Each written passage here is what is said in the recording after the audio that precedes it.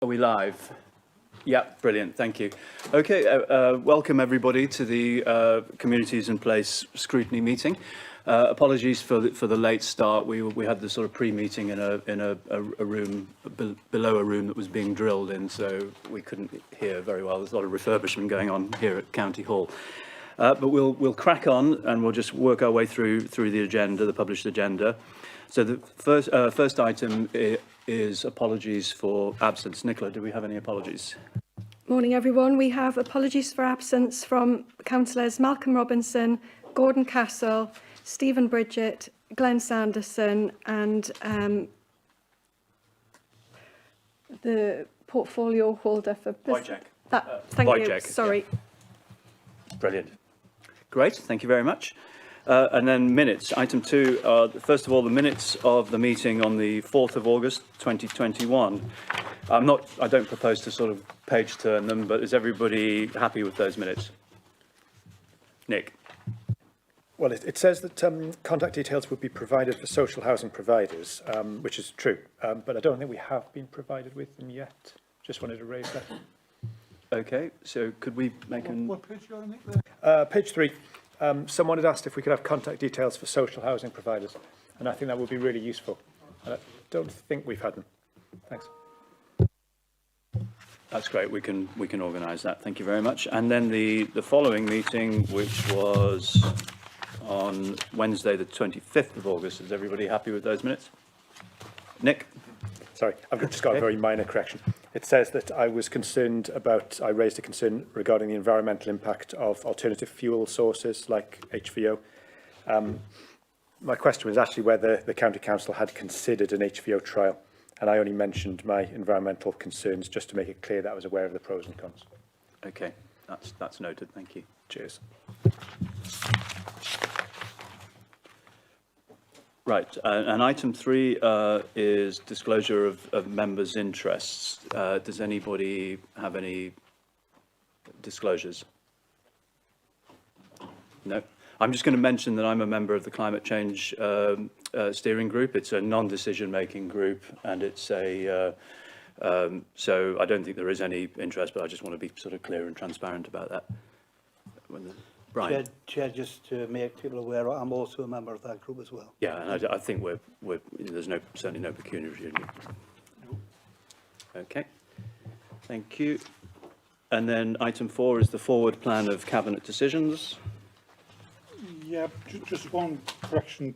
On page 1 of the forward plan, it has the curbside glass recycling trial. That was scheduled to come to this meeting, but it's been deferred to Cabinet in November, so it will be coming to you on the 27th of October. That's great, because we've got a pretty packed agenda today. Anyway, that's good. Thank you.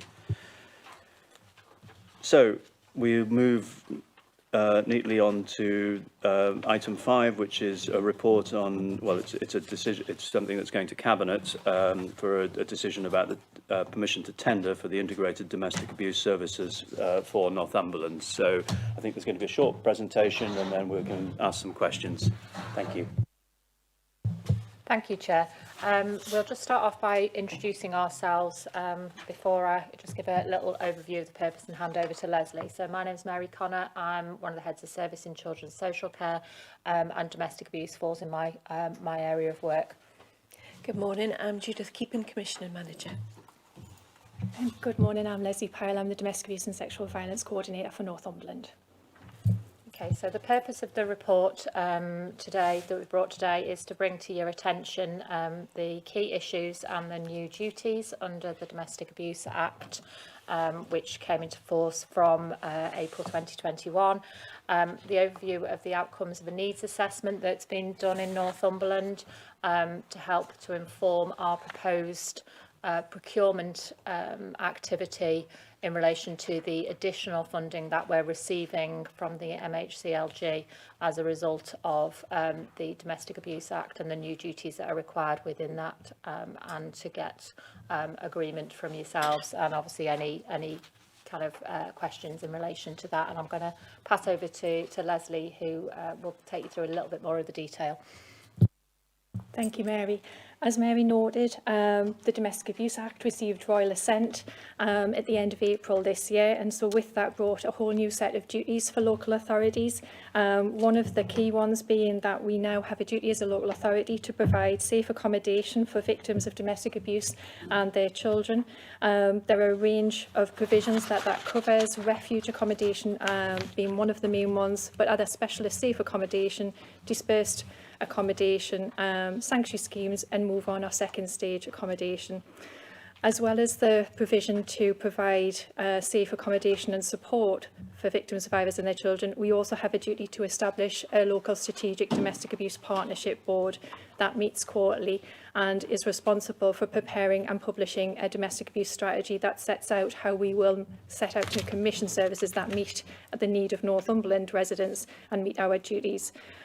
We have established that strategic domestic abuse board, and the first meeting was in June of this year, with Graham Writer, our Children's Services Director, as the chair, and all statutory and voluntary partners as set out in the guidance represented. Very much as Mary stated, we have had funding allocated from the Ministry of Housing, Community and Local Government and called New Burdens Funding, in recognition that there are new burdens following the Act for local authorities. That was for this first year of funding, just over 641,000, which builds on the funding as a local authority that we have for the core financial commitment to domestic abuse, which is 207,000.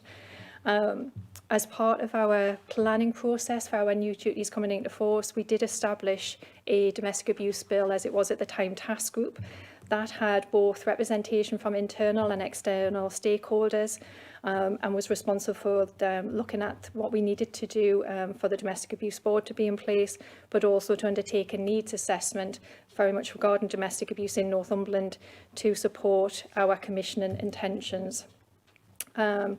We are setting out in the report that there are some risk factors that the MHCLG has recognised itself, in that it encourages longer term commissioning and longer term contracts for services in order to have stability, but they do note that we will not have a final decision making on our allocation for years 2 and 3 until after the spend and view later this year. We've migrated some of this risk variable to look at contracts being for 2 years plus 2 years. And we're looking to have the new contracts start on the 1st of March this year, when it's in agreement, as our current contracts that we have extended for a year, due to allowing us to scope out what is the need is, end in February 2022. And then if we have permission to go ahead with that procurement exercise, there will be that seamless transition from the existing arrangements into the new ones, and seamless support for victim survivors of domestic abuse in Northumberland. The needs assessment, which we have undertaken and the Domestic Abuse Strategic Board is now responsible for, highlighted some key findings for Northumberland. We do at the current time commission a domestic abuse support service as an integrated service providing refuge, outreach and support for high-risk victims of domestic abuse. The findings from the needs assessment were that we had seen an increase in the demand for that service. Particularly the refuge capacity remained full throughout of 2019-20, and there was an increased need for children to be supported in that accommodation. We also have had short-term pilots and small funding for Acorns as an organisation to support children and young people in Northumberland who have experienced domestic abuse. We're looking to build on that. That short-term pilots that we've previously had has noted a demand for that service and has incurred a huge demand increase, particularly through COVID, and has meant that we have got waiting times and waiting lists. Importantly, the Domestic Abuse Act for the first time recognises children as victims of domestic abuse in their own right. So that is being recognised as a key issue in the needs assessment. From housing data, we were able to identify there was an increase in individuals approaching the homelessness team for support regarding domestic abuse, and also an increase coming through adult social care. And very key for Northumberland, and not a new issue, the needs assessment identified some of the challenges and needs for domestic abuse in rural communities in our area. often issues of domestic abuse is a very hidden issue across the board, but very much more so in the rural areas, and needing to look at how we take those services into those areas and make them much more accessible, and gauge that we are in order to provide support. The rural areas was also highlighted, and the need for rural proofing commissioning for regarding domestic abuse a couple of years ago, when there was a national piece of research. So following that needs assessment, and also we did meet with stakeholders, providers and service users to consult on our proposals. We have then brought together the findings of that to propose the funding and the commissioning to go forward. We're proposing that there are 5 lots to the new integrated domestic abuse service to go out to commission to provide for services from the 1st of March 2022.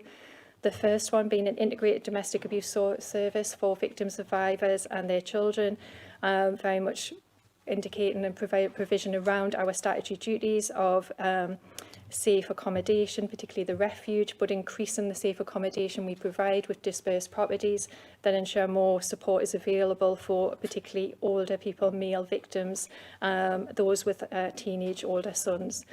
Also increasing our provision for the sanctuary scheme, which is mentioned in our new duties, which provides safe measures for people to stay in their own home if it is safe to do so with support, and very much increasing the level of outreach and group work provision as well. And importantly, supporting that service to establish a service user voice.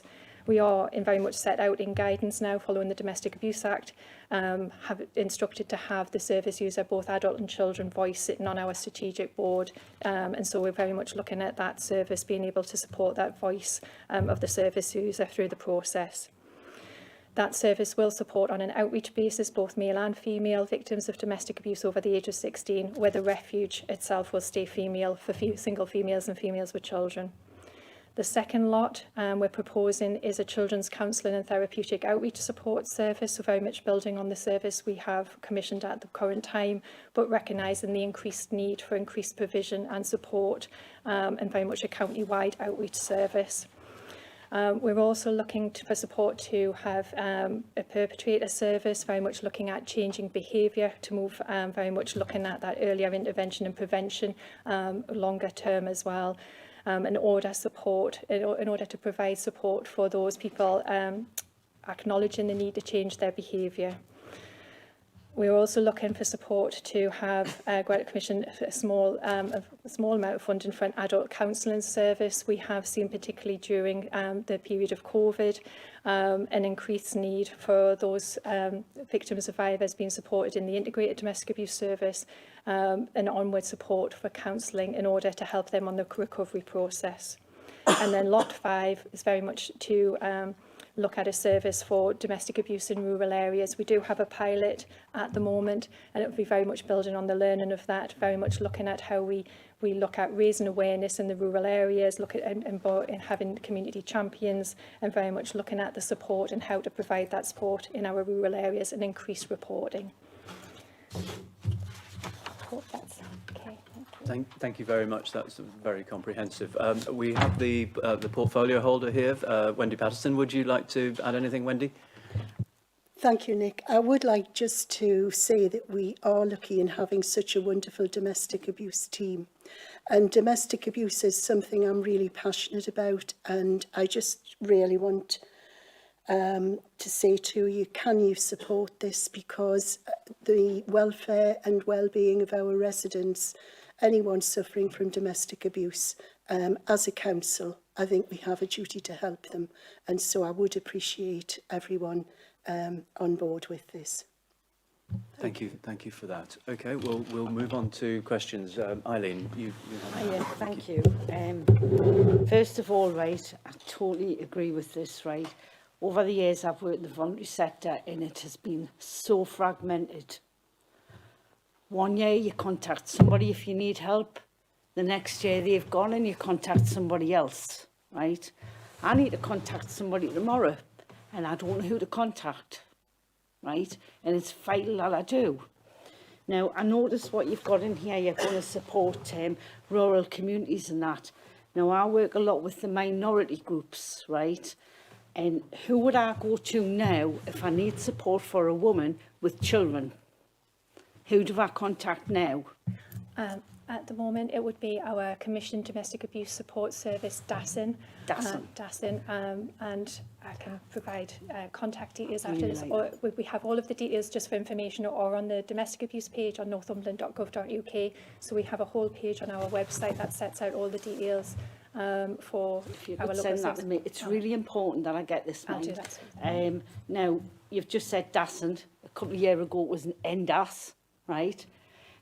Prior to that, it was another women's group somewhere, another group somewhere else. But in Northumberland, we now are having more minority groups coming into the country, into this area. So we need that specialist support for them women and them families.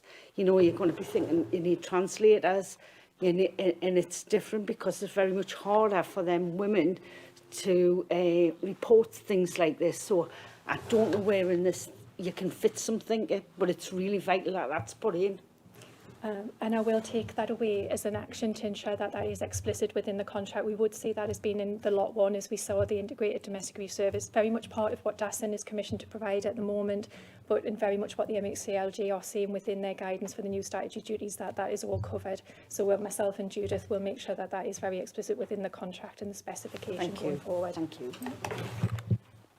Thank you. Can I just ask a question? You described very clearly what the new service will look like in terms of, you know, the structure and the 5 different lots. How different is that to what we have now? Is it?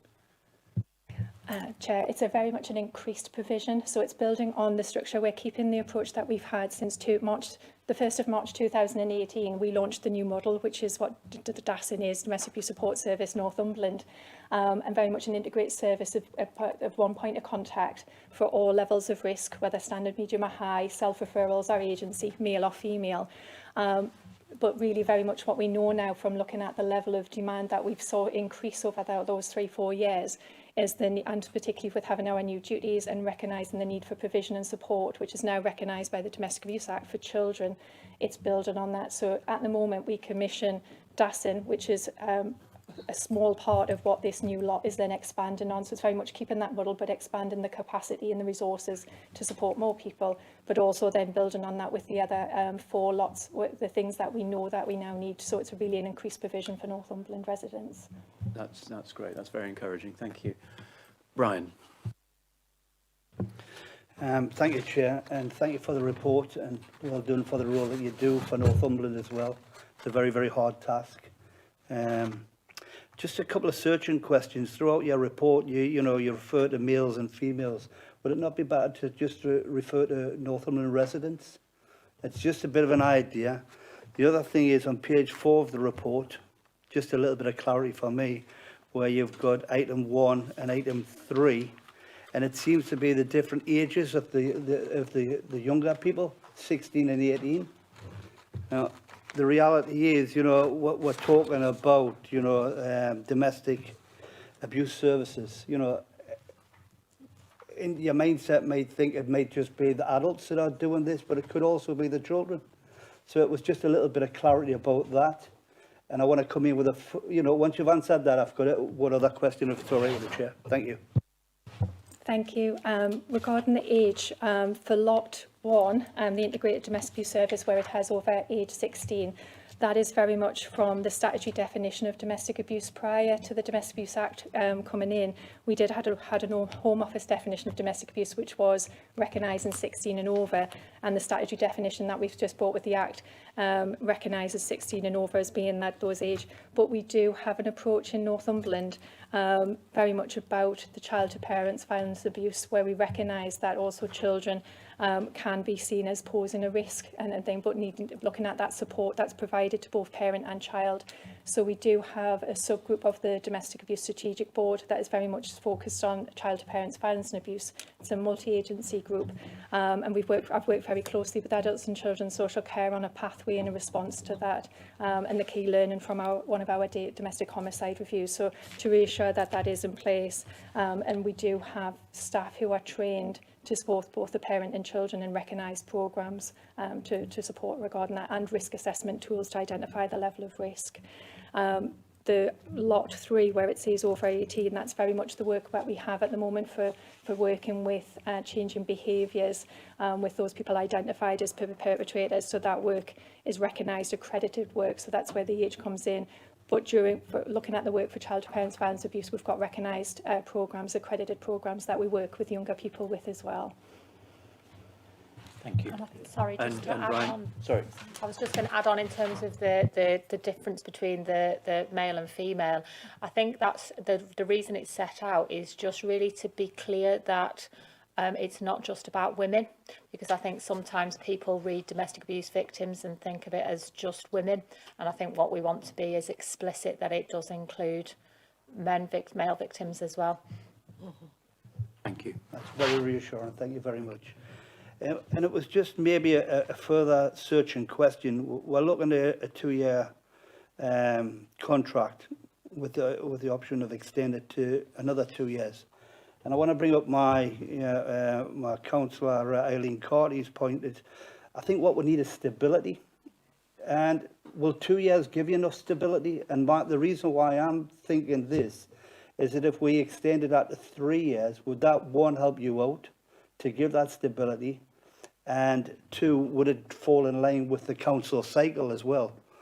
So it's maybe just an idea. I broke it down at £648,775 per year. So it's budgeted for in the total budget. So could we, dare I say, make a recommendation that we commit to 3 years with the standing of looking at it for a year cycle, which we could look at it, because the world is changing. It has changed very, very quickly over the last 2 years. So is it a good point that we try and give you and your department the reassurance and the backing from NCC that you can have that comfort of working forward and forward planning longer than what you have done? So I guess sorry for that. we should probably take some feedback from officers who are obviously the experts. And I don't know whether it's a good thing to have a 2-year or a 3-year contract. I can see the point around the political cycles, or this is a kind of an apolitical issue. But I can also see a point where things are not working brilliantly. 2-year contract might be better than the 3-year contract. So it's sort of, I don't know. Could you give us some feedback? It's a really good question. Chair, before the feedback comes in, I'm just mindful this goes to Cabinet on the 12th of October. Yes. Oh, yeah. Thank you. So just to explain, the reason that the contract has been set at 2 years plus 2 years is because at this point in time, we've only been given guaranteed funding from the ministry of the 640,000 for this financial year, which we're obviously already into. It's been indicated that there will be further funding in years 2 and 3, but we don't know how much that is. However, we have to have shown that we've committed our spend to the new duties under the Act to be able to then access any further funding in the following years. So I totally take on board your point, and in the ideal world, then yes, 3+1 would always, it would attract other providers, and it would be provide more stability for them. But there would be a risk from the local authority perspective that if we didn't receive that funding in at the same level in year 3, then we would be committed to that with those providers, and there would be potentially a shortfall that clearly the local authority would then need to pick up, and that's obviously a decision that would need to be made by yourselves and other elected members as to whether that was something that the council wanted to commit to. What we've tried to do is present a proposal that mitigates some of that risk by having that 2+2. Are you happy with that as an explanation, Brian? It seems to me to be very...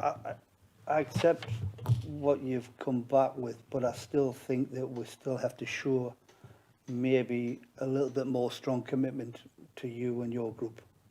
The reality is that's not for me to have that conversation. It's for the leadership of NCC. But I think it's an ongoing conversation that we should have and support you as best as we can into the future, rather than looking at an end date. Thank you. Thank you.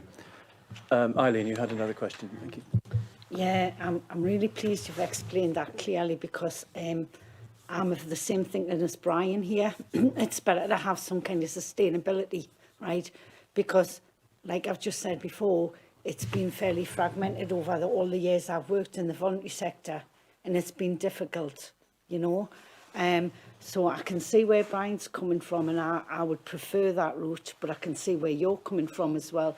But I can also see where Nick's coming from, saying if this didn't work, yeah, contracted, but you can always get out of that by having some kind of break clause in, you know, which would alleviate that problem.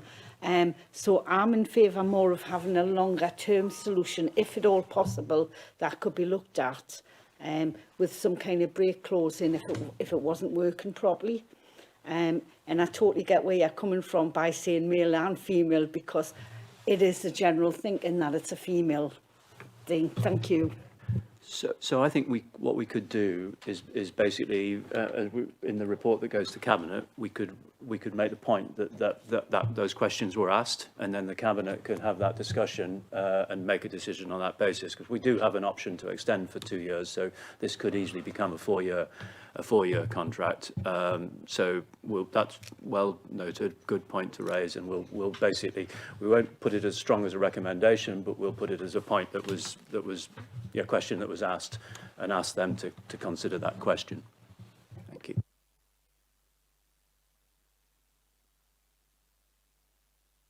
No, that's great. Well, thank you very much. That was really interesting, and obviously extremely important work, and good luck with the tendering process, assuming Cabinet approve it.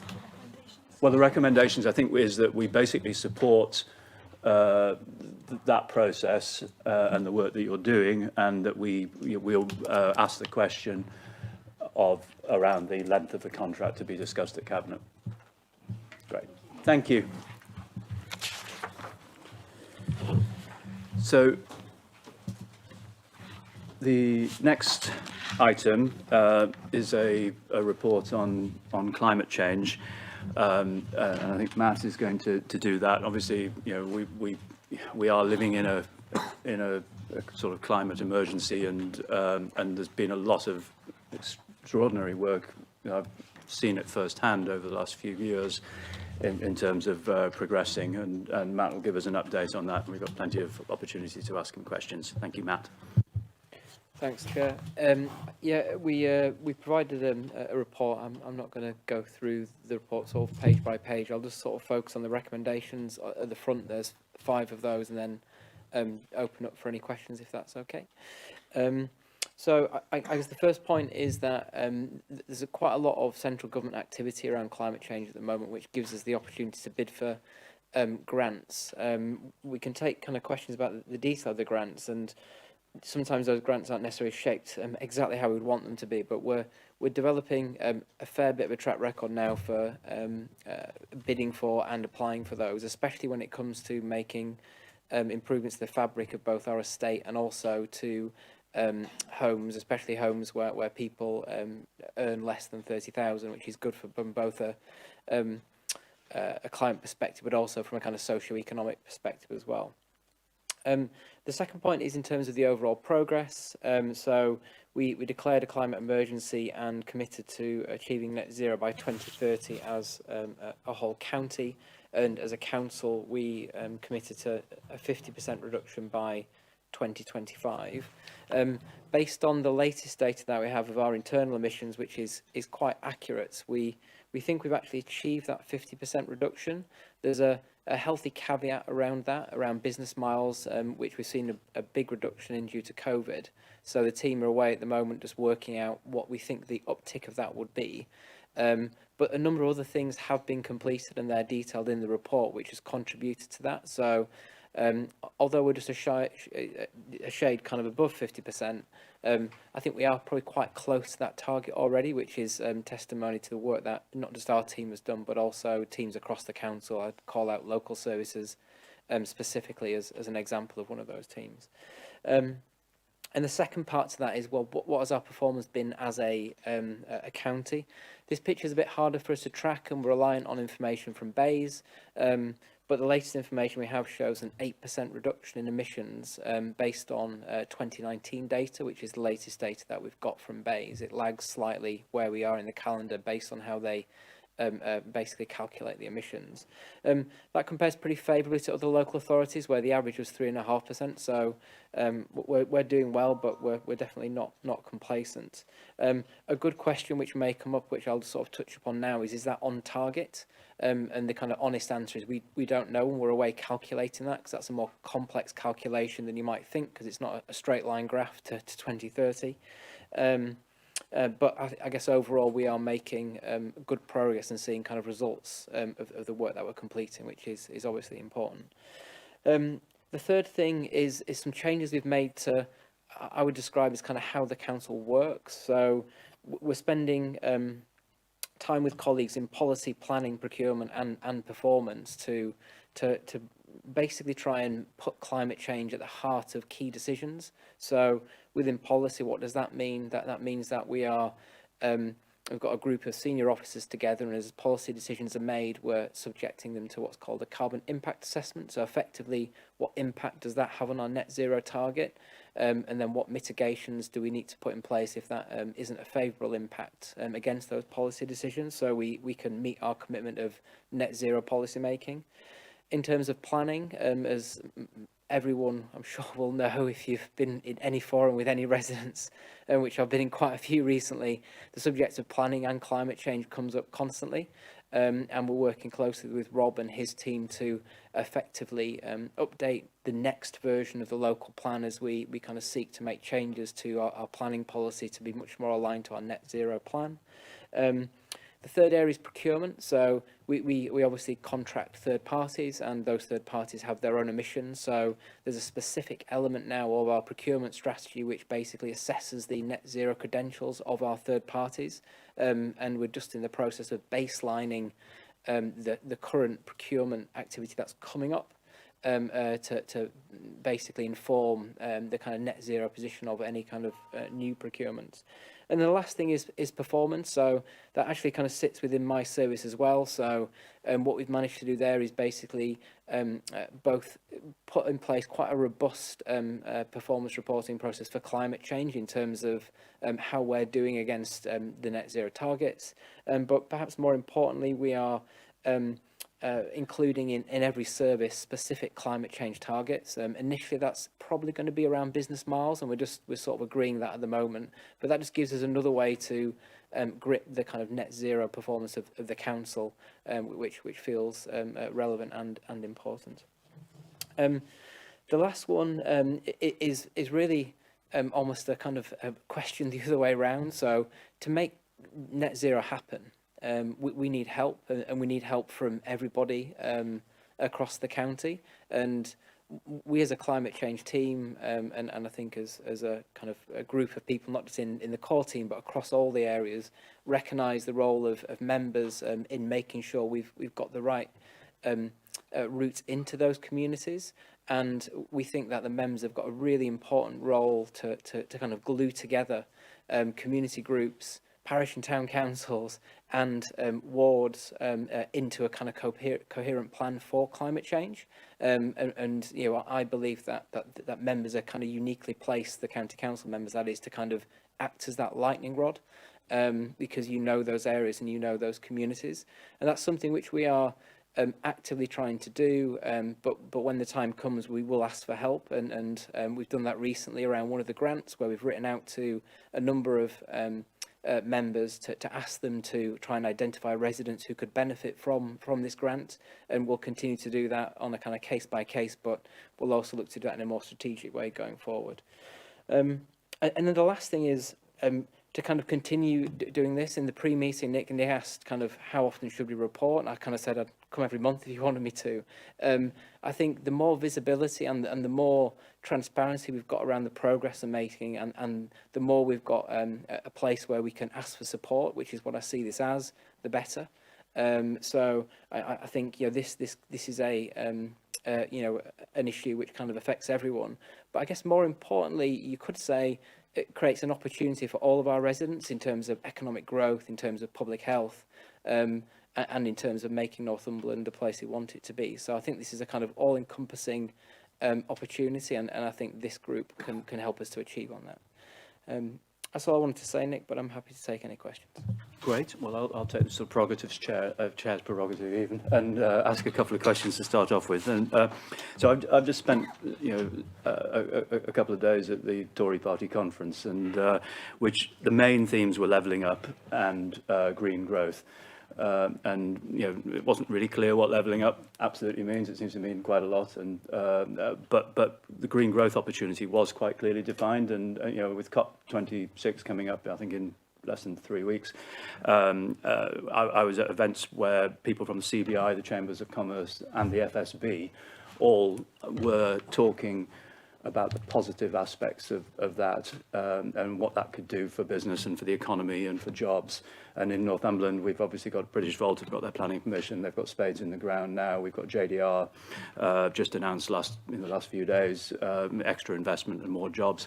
So what can we do to sort of help, because actually that will be, it's a massive opportunity for us as a county. Can you just draw that out a little bit more? And then the other question is probably a more technical one. What does net zero actually mean? Could you just sort of give us a bit of a sort of wider explanation of that as well? Yeah, and I'll take those two in turn. So the report references a strategy called the Net Zero Investment Strategy, and the direct answer to that question is that document and that approach, which I'll describe in a bit more detail. So what we're trying to do is basically pull together colleagues from a number of areas across the council, specifically education, economy and regen, policy advance, the planning team, local services, working with our finance colleagues, strategic housing, and also tourism. And the idea being that each of those areas, apart from finance, who obviously kind of have the money, have a direct impact into this agenda in different ways. And there are kind of 4 different themes running through that net zero investment strategy. So the first is natural resources. So this is things like forestry and manufacturing around wood, around visitors attraction, also around things like carbon impact bonds, which we can get into the sort of technical detail of. The second part is around generating, supplying and storing energy, which is where all the things that you just mentioned around Volt, for example, kind of fit in.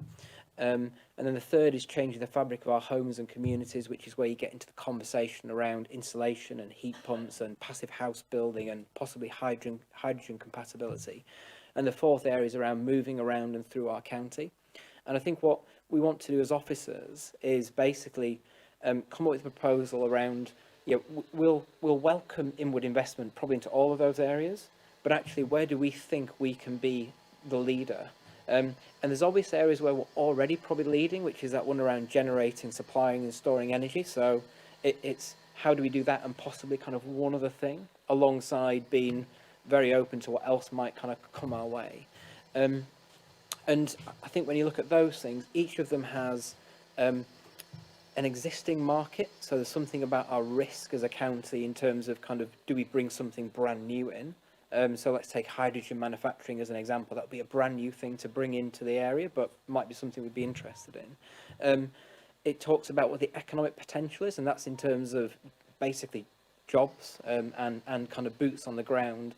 And those two things are quite interesting together, linking into education, because if there's an existing market and there's a good economic opportunity, then the kind of gap in terms of skills and workforce isn't so big. So we might be able to kind of accelerate and go quickly. So that's why kind of Audrey and her team kind of connect into this. And then the last thing, which is equally important to all those things, so economy, jobs, skills and climate, is, well, what is the overall impact on climate change? So we might want to make a decision which kind of balances all three, which might not be immediately the obvious one in terms of the economy or in terms of education, because it's a balance of those three which makes the thing work. So that I think becomes our kind of our strategy and approach to effectively our role in levelling up around the green economy. And from a kind of officer member perspective, we're obviously working closely with Glenn on that. Richard, in terms of kind of his kind of knowledge and work, especially around North of Tyne, where that connection comes in, and then clearly Wojciech in terms of the kind of business piece. And the I guess the other bit to add into that, and Rick's kind of here today, is climate sits within in my mind at least, the kind of economy and regen kind of portfolio that Rick holds. So we've got, and I've got direct access to Rick to kind of effectively make sure this is high up his agenda. So we've got that kind of right balance between regen and green regen, if you like. So that's the kind of the current approach. It's quite nascent, so we've just really sort of started getting this going. But we've got a 9-year plan, and I think we've got the right time to do this kind of thoroughly and right, rather than kind of quick and tactically. So that's how we're kind of going about that. That's in terms great. of what does net zero mean? So how long have I got? People know I can talk a lot, so I could just shut me up at any point. So I guess what net zero means for us is kind of, in basic terms, is really, I'll try it as simple as I can. So there's a number of things we do which emit carbon dioxide, and that's how we kind of measure climate change. In the context of this programme, we could get into a whole conversation about other greenhouse gases are available. But as a group of local authorities, i.e. the local authorities in the country, the way that we're doing this is through CO2, because that's how BEIS can kind of give us the information we need. Otherwise, you just get into a role of guessing. So we're talking about carbon dioxide, not methane and other greenhouse gases. And we do a number of things that emit carbon dioxide. So that would be how we get around the county. You'll see a theme. How we generate and supply our homes with energy. And effectively what energy we leak out of our homes and our communities. And that basically kind of gives off carbon dioxide. That's balanced with our kind of friends, which are the trees and peat and other natural biodiversity assets, which basically capture carbon. So, if we emit 100 kilotons of carbon, let's say, and we kind of capture 80, then our current target to hit net zero is 20. The numbers aren't quite like that here, obviously, but the fantastic thing about our county is that we have more trees than any other county in England. And that's a really important part of our strategy in terms of how we get the best use of those assets. And we've also got a fantastic opportunity around peat, which at the moment is not quantified in our plan, because that's a bit harder to do, but we're currently working with the National Park, both the Northumberland National Park and the Pennines National Park, to effectively do a peat audit, which does actually involve somebody going round the county and looking for the peat, and effectively kind of calculating how much we have, and therefore calculating how much carbon that sequests. That's great. Thank you very much. That's very clear. Eileen.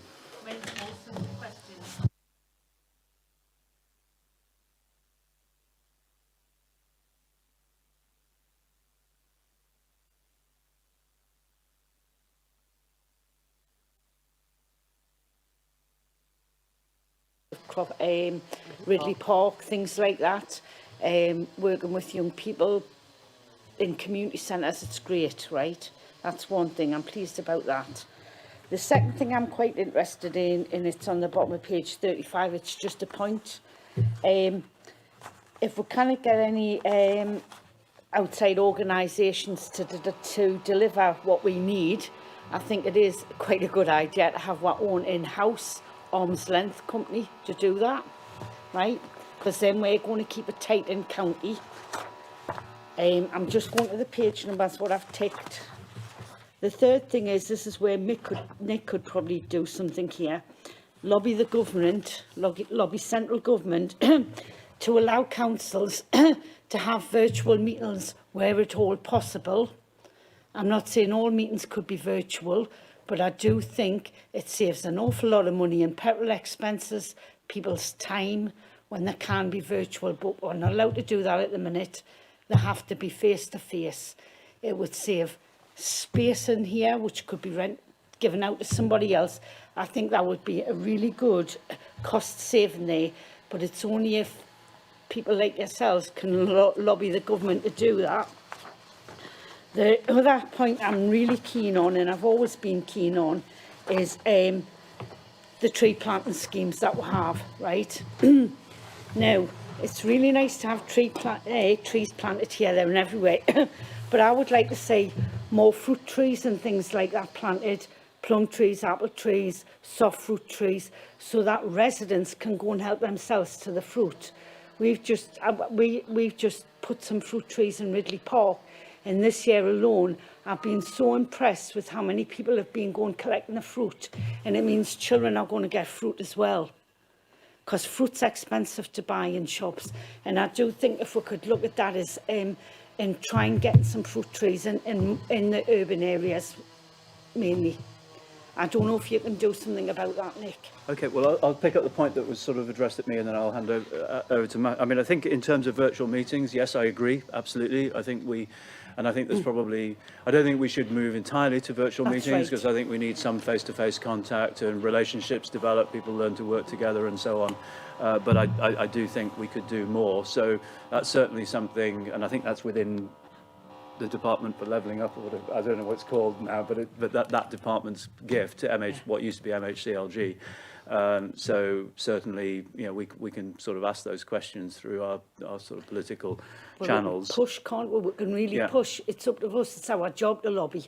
Well, it worked during COVID. There's no reason why it can't work going forward. So yeah, I absolutely agree.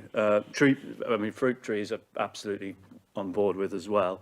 And electric vehicles, I see in the report that we need 600 to 1,000 for off-street parking, and I've got some going in my own ward at the moment, and the complexity in terms of deciding where to put those. So I just wouldn't like to be the person dealing with that 600 times.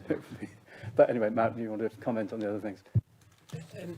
Your specific point about trees and fruits and communities are kind of joined together, and if I can kind of use an example, it might be kind of easier. So I was at an event in Berwick on Sunday or whatever, 2 weeks ago, I forget the day. It was a Sunday, and it was in a church hall, as you would expect, and they want to create a community garden. That's what we've got, yeah. And the question I got asked, and I'm aware this public forum, which we haven't yet reached a decision on, is could we find a small area of land to create the community garden? I was like, well, don't know, but I'll try.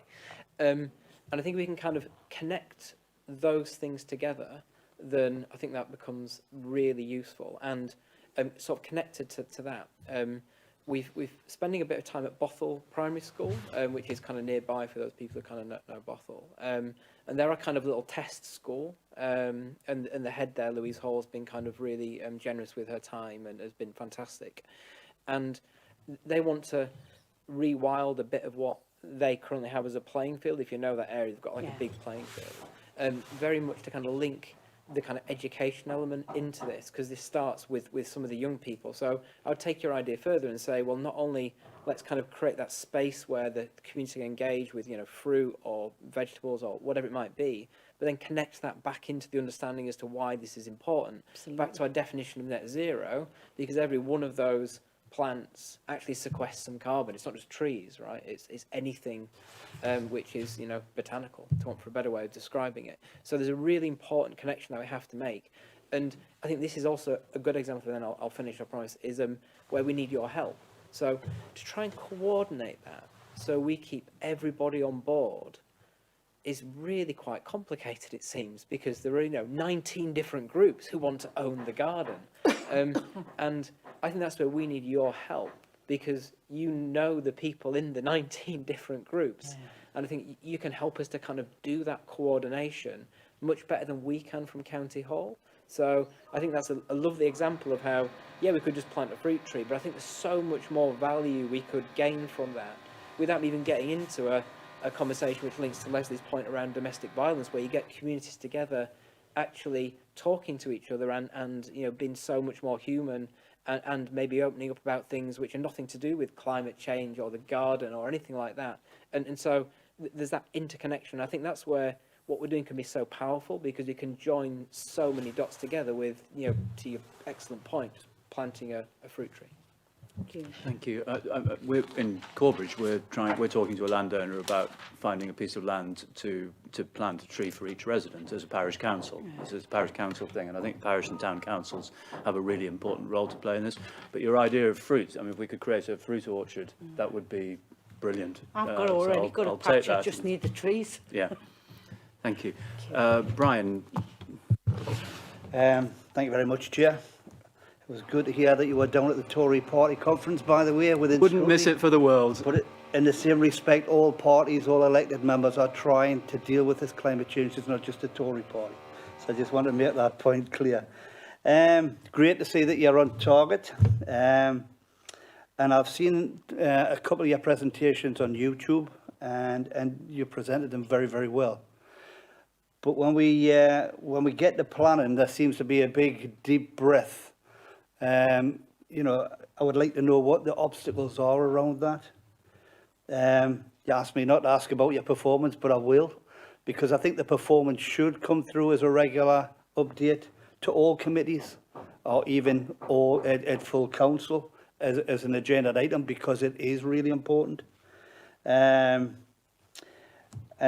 obviously, you know, the throw-in of the new increased energy charges from the 1st of October is an issue as well. Good to hear about your grants. What I would suggest is maybe, you know, that this is a wide-ranging scrutiny report. So maybe, you know, you identify 2 subjects per cycle where you update us, or you come to the committee, or you come to full council, and they're the sizable chunks, so people are knowledgeable and understand where you're coming from, and that might help you as a department as well. Great to see the local champions.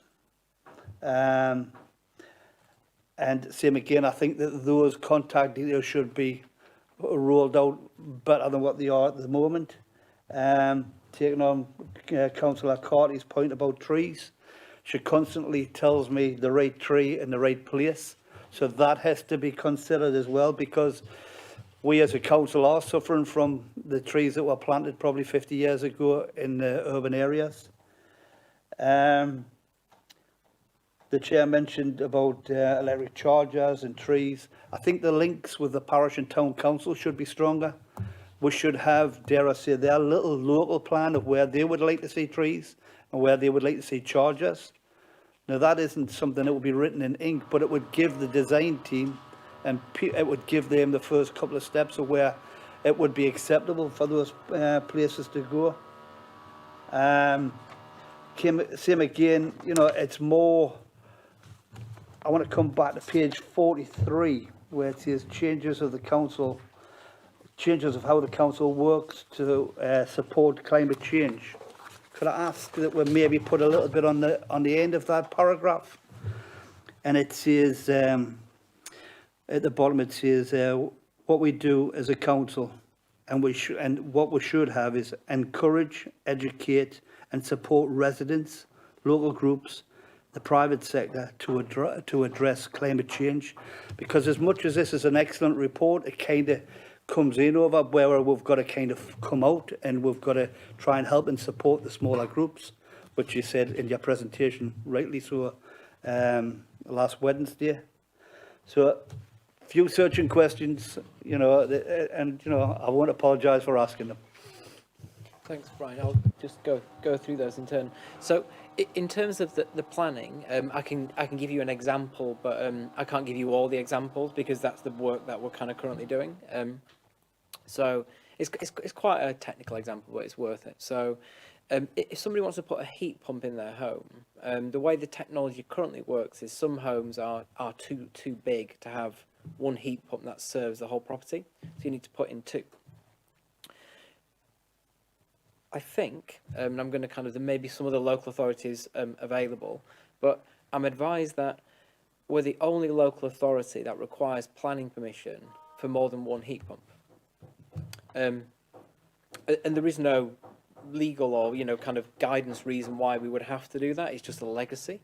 So there are a number of things in our planning guidance which are kind of legacies of a previous time, which basically kind of tie our hands a little bit. So that's kind of one example. I'll give you another example, then I'll stop. Back to my kind of sort of trip around the county. It was at a different resident event, and somebody mentioned that somebody had been refused planning for a charge point on their house because their house was in a kind of restricted area, and it was a stone house and it was a plastic box, which again probably isn't in any rules anywhere. It's just our interpretation of them. So there's a number of things like that that are kind of surfacing, which we kind of now are working through with the planning team to kind of change. And sort of connected to that, if we sort of zoom out and look at the bigger picture, we now are a kind of consulted party on all planning applications which could affect climate change. So a bit like the policy conversation around we're reviewing the policies, we're also now consulted on all of the kind of planning applications as well. So we basically put in place a kind of short-term kind of grip, if you like, on the current pipeline of planning, and then in parallel we're working with Rob and his team to kind of look at the broader picture, with the idea being that will effectively kind of support changes to the guidance from the new year. So that's kind of, I guess, just two very practical, real examples, but kind of how we're sort of dealing with it. Your point about performance, I talk about performance all day, more than happy to. I think the right thing in terms of our council emissions is probably to report performance every 6 months, because there's a reasonably kind of involved process to basically collect all the data, which looks at, you know, what the electricity charges are, what the vehicle emissions are, which takes a little bit of time. And I think previously we've done that sort of annually, and I think if we bring that forward to kind of 6 monthly cycle, that will feel appropriate, and we can definitely bring that back to here. I guess the point linked to that about deep dives, I think that's a brilliant idea, which we'll definitely take you up upon, where we can kind of come with a specific thing that might be like the net zero investment strategy, or might be something to do with sequestration, or whatever it might be. We can bring specific things to talk about those in detail alongside the kind of the broader updates. So I would really kind of welcome that opportunity. The point about electricity charge in terms of the cost of electricity, which I think is the point you were referring to. So again, this is where we can help the finance position of the council and sort of insulate against some of that exposure. So as most people know, it's in the public domain, we're going to build a solar carport out the back of here, which will generate 800 kilowatts of energy, 8 kilowatt hours a year, basically for the not per year, so 800 kilowatts hours it will generate, which basically will serve a decent amount of the county hall's electric based on kind of consumption, which obviously kind of insulates us from some of those rises. Again, there's central government funding available to support the kind of the delivery of that. So a lot of our work's kind of match funding. So there's a kind of climate change capital pot, which we use to match funding against central government funds, and that's funding that to happen. And that's going to be one of the first, we think, in the country. And again, in my mind, that's a blueprint, because wouldn't it be great if we could potentially repeat that process in other locations? And that might be, without kind of speculating where, kind of locations that are maybe kind of more central to kind of public use, and not just kind of use for kind of county hall and sort of people who kind of work and live here. So yeah, that will be a way to both kind of, again, drive that modal shift to electric vehicles, because you can use the same solar carport to charge vehicles, but also help us to kind of insulate against some of the kind of utility rises, which you're right, are only probably going in one direction. I really like the idea about a local plan. I probably shouldn't use that exact set of words, but a targeted plan per town and parish council for what they want the configuration of trees and EVs to be. And absolutely, right tree, right place is super important. And there's a great team of tree surgeons within the council who can advise exactly on that, and a team of ecologists who can also support that conversation, which we can, you know, link into those discussions. And absolutely right, I think we need the town and parish councils, plus the county council members, plus the community groups, all to work together in order to kind of make that frontline work for all the residents who live there. So not just the people who are part of a community group or the people who are elected to the town and parish council. It's got to be for everybody. So I think we need those that whole kind of ecosystem of people to kind of come together to do that. I think I've answered all of your questions, but if I've missed anything, then please ask me. Thank you. I think there's probably a point to add about the planning point, which is something I was going to ask about as well, Brian, which is that obviously the council at the moment doesn't have the regulatory sort of teeth to absolutely enforce everything, and that this is something that we see at the Tynedale Planning Committee, month after month, and we would like people to do more, but we can't force them to, and there's a legal requirement of reasonableness, and but I think that's changing. It's heading, so by the time the next local plan's written, I think we will have the teeth to be able to do that, and that will make a big impact on, so every new house that's built or extension or new school or whatever, the council will be able to make stronger demands than currently it can, which is good. And I think that's, I think Michael Gove will make sure that happens. It's I'm coming from the Department of Environment and Sorry, Eileen. Chair, can I make Sorry, one more yeah. point, just linked to that last bit about the other point you made about electricity costs. So, and this is a shameless plug, one of the grants that we've got, which is aimed at people earning less than 30,000, claiming universal credit, living in a energy inefficient home, basically provides access to a grant for green energy solutions, which will not only help them to heat and power their home in a more climate conscious way, but also should help to reduce their energy bills, because effectively the home's better insulated, the technology is better, and therefore the cost comes down. So more than happy to kind of share the details of that scheme, and I use that as an example because it's important, but also it's a good example of a lot of the schemes we're getting for government are targeting people who are on that edge of fuel poverty, and that's super important for all the reasons that we know, and that scheme I think will be the first of a series of schemes that we start to see, and we're pretty confident based on what Bays are telling us that to be the case. So we can share those details separately, but again, it's a lovely example of this is rising. We can do something to do with net zero, fantastic, but actually at the heart of it, we can affect some really vulnerable people in a positive way. Chair, can I come back on that point? It's a very, very important point. Now, in the next few months, we should have notices of our council tax and all the infrastructure that the council can do around waste and that. Is this a good idea to maybe get a leaflet posted out to every resident to highlight the benefits that people could get if they were eligible? Yeah, more than happy to take that away. Yeah. Yeah, because it usually includes something on recycling, doesn't it? And which is obviously very connected. Eileen, and I'm going to be quick again, Nick, right? I'm so pleased we're going to be looking at the right tree in the right place. I keep forgetting to bring that up, and it's a massive priority that. If we do that, we're going to be in line with the National Parks Authority as well, because they've got this ethos, the right tree in the right place, so it's going to be right across the county. Brilliant. The edge of poverty, what you've just mentioned, people on the edge of poverty, I think, some people can both work and still be just on that edge where the perhaps don't have enough money to go and get things done to the house, because by the time they've paid their mortgage, the school dinners, the dental treatment, the prescription charges, they wouldn't have enough money to do anything to the house. So I think the cost of it all needs to be looked at properly, and in particularly for those people who work as well. I think it's really important that, but I still want to come back to my point before, Nick, is about a potential new company, an arm's length company for the council. I think that needs to be explored more. I really do, because then we can keep things tight in house. I know from past experience when we've had people out doing, the first company we got to do all the LEDs, they actually went bust. Whereas we could manage this better if it was an arm's length thing.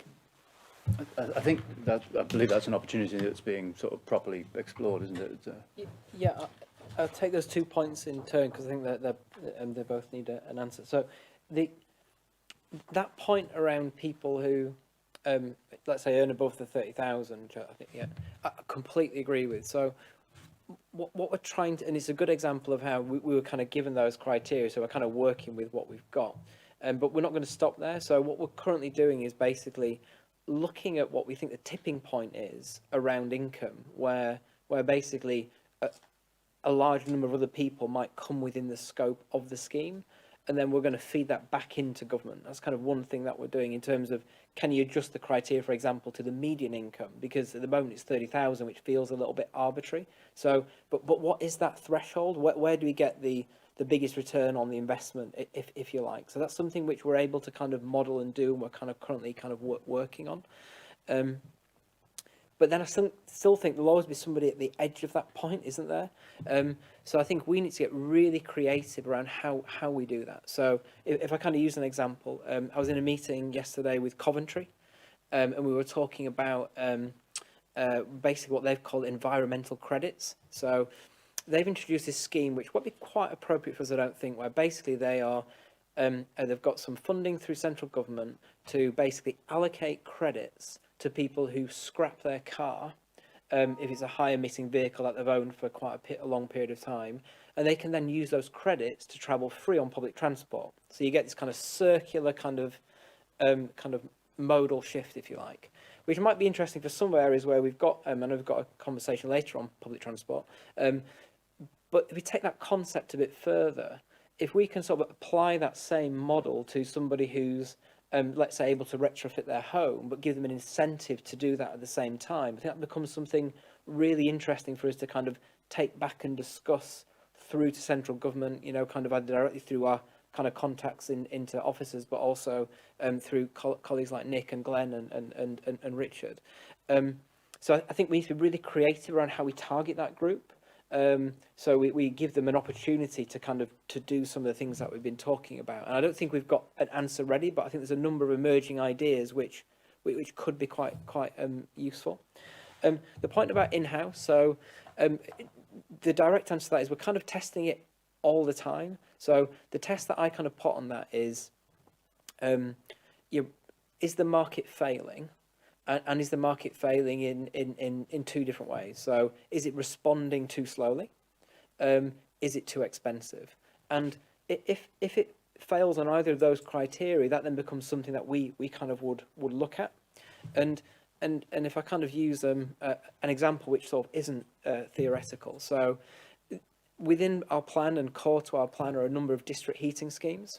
And we've been doing a bit of research with other local authorities who do district heating schemes, and what seems to be the case is when those district heating schemes are operated in-house, they're much more economically viable than if they're done externally for some of the reasons that you've kind of articulated. So for me, it's about finding the best opportunity where we can get the best return on the investment, because creating an organisation like that doesn't come without investment, rather than doing the things which would be kind of, you know, sort of just either picked up easily by the private sector because it makes sense that they can do that, or actually are just going to happen anywhere through people's, you know, kind of own choice. You know, for example, if, you know, they get an EV, they're probably going to put an EV in their house because otherwise you can't charge your EV. So it's about choosing where we're going to get that biggest return on our investment, because creating an arm's length company doesn't kind of come without its kind of complexity and cost. So I think we will do something in that space, but it's a question of making sure it's the right thing. Thank you. Any other questions? Nick? Thank you. It was interesting what you're saying. It was good to hear that you're exploring how procurement can examine its climate impact. I was just wondering, when the climate change team calculates the county council's emissions and the county's emissions, does it consider the embodied emissions in the council supply chain and also the embodied emissions in the Northumberland residents' consumption? And if it doesn't, might it be an idea to? Because I think it might make your calculations more accurate, but also spread a good message that consumption has a carbon cost. So we'll take those two things in turn. So the kind of the carbon cost of the supply chain would come in the kind of county-wide emission piece, not our emissions. It is currently how we've done it. You know, we can kind of talk in detail offline if we want to kind of take responsibility for those emissions within ours. My instinct would be that probably sets us up in a very different way and might require a different level of investment in climate change within the council to make sure we can really enforce that, because that wouldn't be a trivial task as you can imagine. But happy to kind of have that conversation perhaps in the working group in detail if we think that's something as a group people want to look at. But I guess I would highlight it wouldn't come without a cost attached to it, because it's quite a difficult thing to do. I mean, in terms of kind of consumption, we've kind of followed the kind of the national approach to how we kind of measure our emissions, which goes back to those things I talked about before, so how we heat and power our homes, how we kind of move around, and how we kind of generate power and sequestration. So that then wouldn't include the kind of the cost of an individual's kind of flight that they took, for example, which would be an example of consumption, which would then be captured in the airports. So there's a real risk of kind of double counting if you're not careful. But what I would say, which I think is important, is really highlighting what are those, and I talk about this quite a lot when I kind of get to go out to talk to residents, what are the small differences, steps we can take which actually link to a bigger change. And I think those things that you're talking about, Nick, is something which people can kind of think about, and that might be something as simple as once a month, park your car a little bit further away from the shops but near to home, and walk to the shop. If you do some kind of really basic maths on kind of litres of petrol saved for residents who aren't kind of using those litres in their car. One, it's better for your car because it's costing less both to maintain and fuel, and two, it's better for your public health, and three, it's better for climate. So, and those little things add up. We've got, I think, maybe 100,000 plus car users within the the county, and if everyone made that change, it would have a significant impact overall. So, I think we've got to keep the measuring tight, otherwise there's a risk that we might not, we kind of won't be able to kind of control where we're going, if you see what I mean. Okay, thank you. Brian. Not so much a question, but thank you for the report. Thank you for all the work you're doing and your department. And, I wish you all a success for bringing people together to have that wider conversation and maybe have a better outcome than what we've got at the moment. But there's one department that Northumberland County Council has, the guys that are putting these electric chargers in all around Northumberland, they need the support. They're doing a fantastic job. And I know that they're not only looking at the policies of Northumberland County Council, but they're also looking at the private sector as well, which is a plus thing. So that has to be recognised, that team as well. Thank you. Yeah, thank you. It's a huge challenge to get to the level we need to get to pretty quickly, isn't it? So, does anybody have any further questions? Nick. Thank you. Just a few quick questions. One was, when will councillors be getting their carbon literacy training? Another was, just out of interest, surplus trees from the free tree scheme were planted on council-owned land. I was just wondering where they were planted. And if you don't mind me cramming in another two questions in one, there's also a report due on the Great North Forest. Might the Communities in Place Scrutiny Committee be able to see that report when it comes out? Well, I would certainly like to see it. And finally, I'd be interested to know more about, it says on page 51, the council is part of a working group looking at solutions to provide electricity to homes which are currently off the electricity grid. I'd be very keen to know more about that, either now or later. So carbon literacy training, we're going to create a rollout schedule for that. We haven't done that yet. That's just down to a staffing thing. The person who's doing that's only just joined the team. So I expect us to be able to kind of publish that. I'm going to say shortly because I don't know when. I don't want to kind of overcommit her to something which I can't kind of confirm. So, but I can come back with a date if you give me an action, Sean, where we'll confirm the rollout plan. I'll also take an action to confirm where the trees were planted, but I will take that as an opportunity just to also signpost that we're going to do a little bit of work with colleagues in both the kind of regen team looking at the Great Northumberland Forest, but also with the team in local services responsible for trees, looking at how we can more effectively manage our woodland that we're responsible for as a council, and potentially look at what I would describe as circular economy opportunities. So, for example, as we manage that woodland, could we turn that woodland into the fence post that we use to manage our land? And how do we kind of staff the kind of team of people to do that, potentially in an external company or potentially kind of in-house? So that feels important and relevant. Yeah, I mean, the Great Northumberland Forest, we can absolutely bring, we'll need to bring colleagues from Janice Rose's team into this forum too, but we can bring that report into here, I'm sure. Yeah, the off electricity grid. So basically there's a piece of work which has been, Anne-Marie Trevellian was involved in, which is a number of local authorities coming together to kind of look at that. I can get you more detailed update as to where that's at.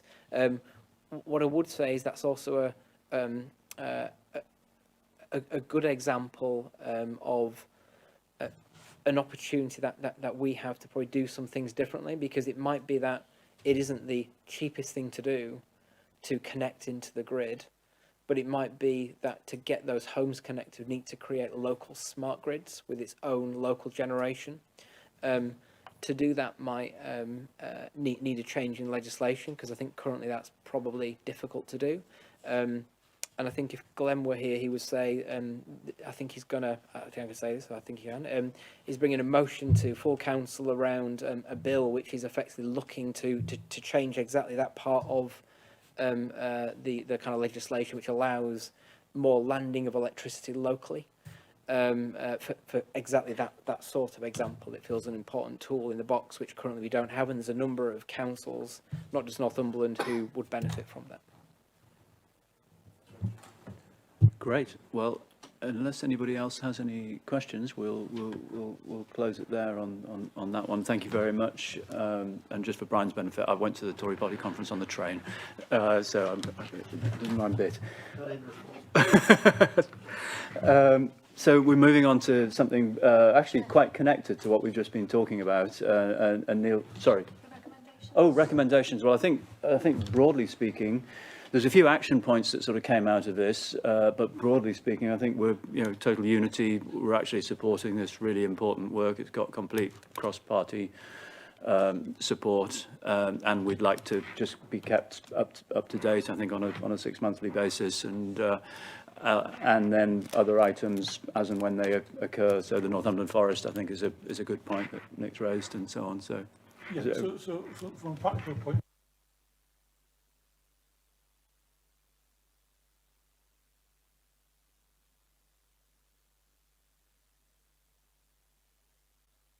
Review, but also identify those issues that need separate reporting and deserve their own place onto the work programme. But we'll tease those issues out with Matt when we go through the applicant.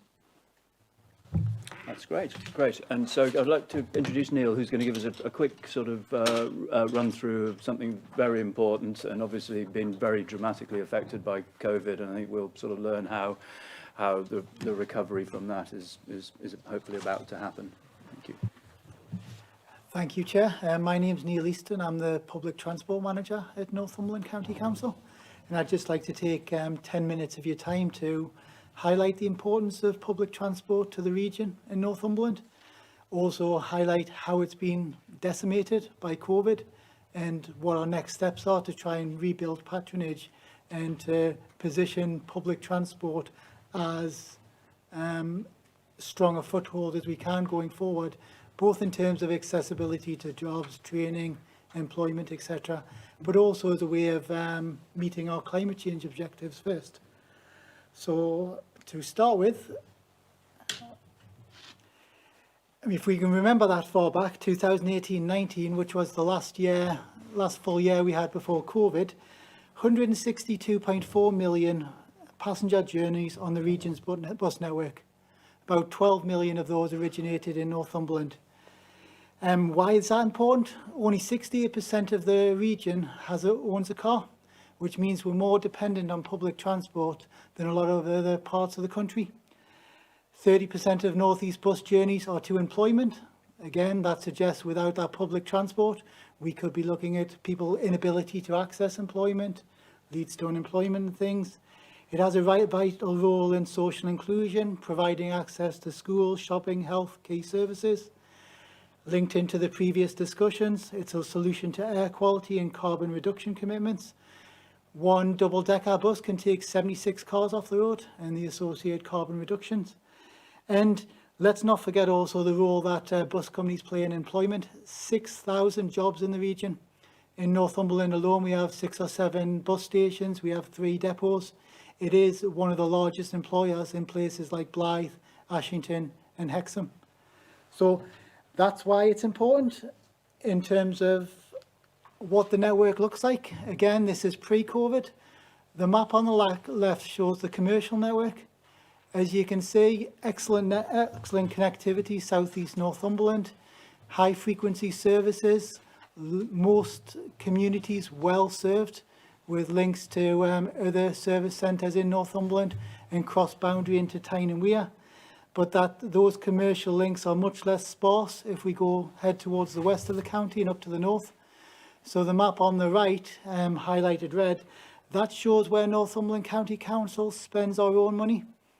We spend money on supporting service, providing bus services to communities that otherwise wouldn't be served in the same guise without that support.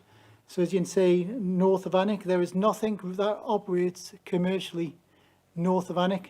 We do have some services like the X15 and X18 that would operate commercially at peak times, but Northumberland County Council uses its funding to ensure that good headway is maintained all throughout the year and into the winter months.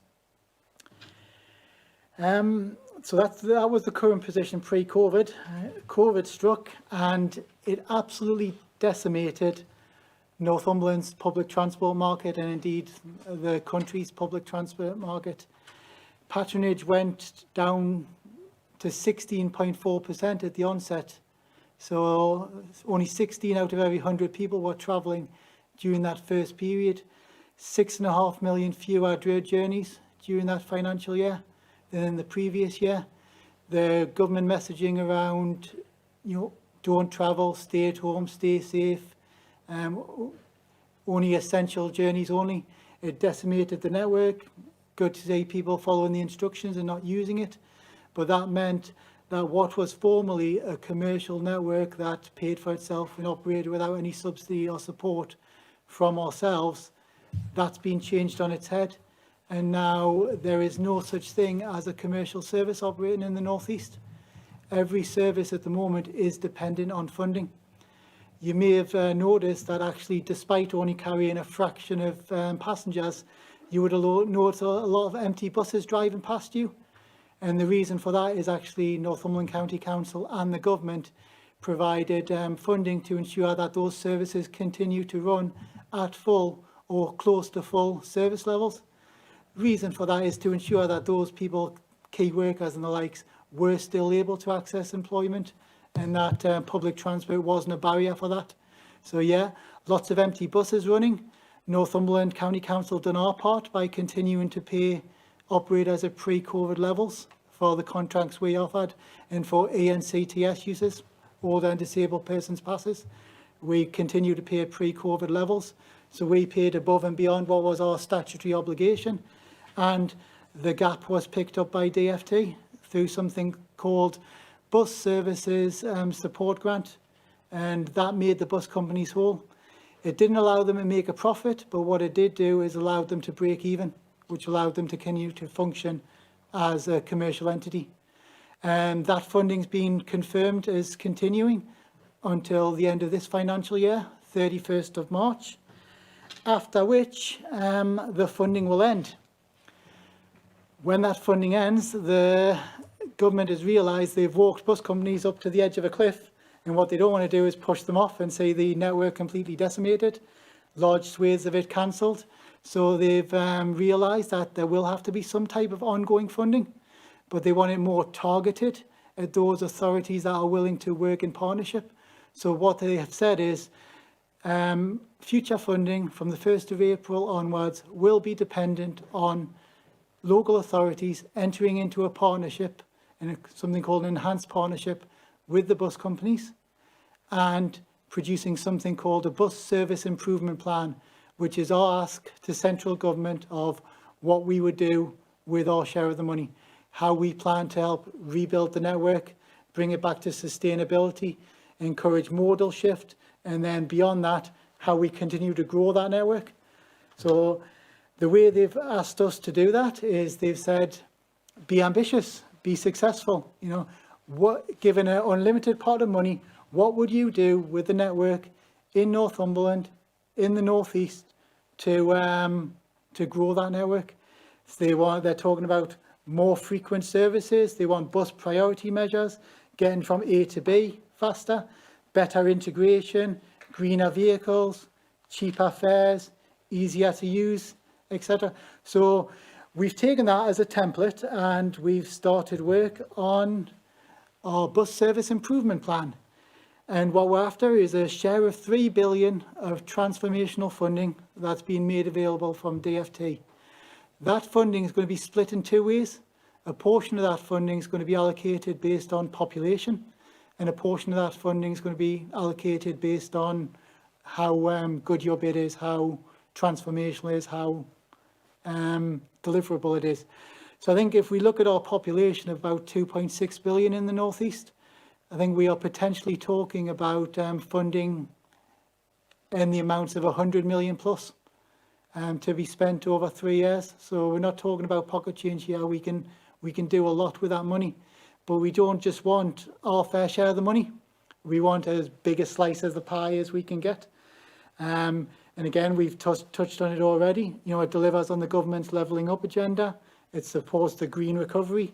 Again, I'll reiterate, you know, one bus takes 76 cars off the road, and there's significant economic benefit to it. Every pound spent on infrastructure, £8 of economic benefit, and for every pound spent, there's £3.70 economic benefit in terms of revenue. I hope no one's going to ask me any questions about that, because that's just a direct lift from a central government report, but I've got no reason to doubt it. So what we've been doing, this bid has got to be submitted by Transport North East. The Transport North East is the LA7. It's the 7 North East authorities. So we want to be part of this. It's unacceptable for us to not play the DFT's game and be left with no funding. So they've told us what they want. We, in partnership with the other LA7 authorities and with the bus operators, have went away and identified 10 solutions, 10 areas that we feel that we can develop, come up with proposals for, that if funded, would get more bums on seats and help modal shift and help put the bus operators on the path towards commerciality. The more commercial services we have operating in Northumberland, the less draw there is on the public purse. So that's our aim. So the 10 solutions are up there. I mean, I just want to concentrate on 2 or 3 of the big schemes that we've put in the bus service improvement plan that I think you'll find quite interesting and hopefully you'll fully support. The reason I asked, we asked to come to scrutiny is that the timelines linked to the development of this document doesn't give us a lot of time to do the in-depth engagement with members, with communities that we would expect of a scheme of this nature. And I think what I wanted to come to overview and scrutiny for, and we've also been to informal cabinet, is to get your assurance that actually we're on the right track. The work we're doing does meet what you would envisage for such a scheme, and that we're not missing something, because there still is an opportunity to feed in and to make changes to that document. But if we fast forward a couple of weeks, that window's closed. So appreciate that this is imperfect, and I accept that. We would have liked to be out to all parish and town councils, speaking to communities. That hasn't been possible because of the DFT imposed deadlines for this. So I'm trusting you to act as your proxies for the communities you represent and feed back to us. So going back to these 10 solutions, I think one of the biggest barriers I've been lobbied about since my time in post, and indeed it's one of the main priorities of our youth parliament, is a better youth offer. Transport cost is seen as a barrier to accessing, social leisure activities for young people. The cost of a bus trip to Newcastle from even somewhere like South East Northumberland is prohibitive to a lot of people. So included in the bus service improvement plan bid is a scheme that will see a £1 flat fare imposed for all under 19 journeys in the North East. I think this opens up so many opportunities for our young people in terms of, being able to travel further, being able to access more. And at the moment, the current offer, so if you're in, for example, Blythe, and you want to go to Newcastle, you're paying a half fare. So you're paying £3 plus each way. This takes it down to £1. It's a great offer, and I think it's one of the things I've pushed for most, because Go North East and Stagecoach have quite good youth offers. Arriva don't, and Arriva dominate the landscape in Northumberland. And it's long been a bugbear of mine that that's problematic. The other benefit of getting young people on the buses earlier is if they see that as a viable travel opportunity, that it's safe, that it's secure, that it's reliable, that it's cost effective, then perhaps they defer getting a car, or perhaps they're willing to look further afield for employment when the time arises and sees public transport as, the de facto mode of transport for that. So I think it makes it affordable now, but also hopefully it encourages a modal shift and societal shift as we go forward. Again, a link to fare structures and stuff. I'll give another example. Single from Bedlington to Newcastle for an adult, £7. Does anyone think that's reasonable? That's affordable? It's absolutely atrocious. So one of the other things we're talking about there is a £5 multi-operator flat fare. You can go anywhere again in the northeast, £5. You can go from Berwick to Newcastle and then hop on another bus down to Durham. You spend your whole day on the bus, but that will only cost you, £5 a day. So I think those type of things immediately, if you make it more affordable for people, people will use it. People will use it. You're removing cost as a barrier. And the other thing worth highlighting is, we've got good transport links in South East Northumberland, whereas the further out you go from South East Northumberland, the quality of the service, the frequency reduces. As you'd expect, there's not the commercial markets in the north and the west of the county. So I think that something we're pushing for, whilst this being a regional bid, ourselves in Durham are really pushing on the rural agenda, rural isolation, the fact that it costs more to deliver services in a rural setting. So a lot of the network planning improvements, increased frequency of bus services, services running later into the night, into the more frequent services on the weekend and stuff, have a focus around them rural areas. You've got main, again, I go back to what people have spoken to me about. I had a lady on the phone, lives at Lymouth. The last bus from Ashington to Lymouth is 6:30 or something.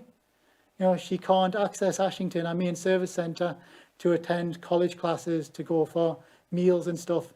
And we're talking about areas where the average wage isn't high, So the idea of getting taxis and stuff, it's prohibitive. So again, looking at when services terminate, can we have those services running later to fit in with shift work and to access that evening economy, bearing in mind that actually if you can get someone somewhere, when they're at that place, they will also spend money on supporting the local economy. So that's another initiative. Improvements in information, improvements in the quality of the vehicles, real-time information, a lot of displays in where high footfall areas, not having to refer to paper timetables or not knowing when the bus comes up.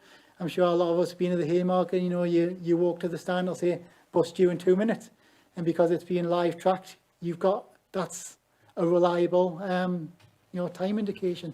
So I think if we can roll that out more around Northumberland, that's to the user's benefits. You know, you can go to a bus stop, oh, it's not here for 20 minutes. Okay, I'll go and nip and get a coffee, or I'll nip into this shop. Again, supporting your local economy rather than standing out in the cold.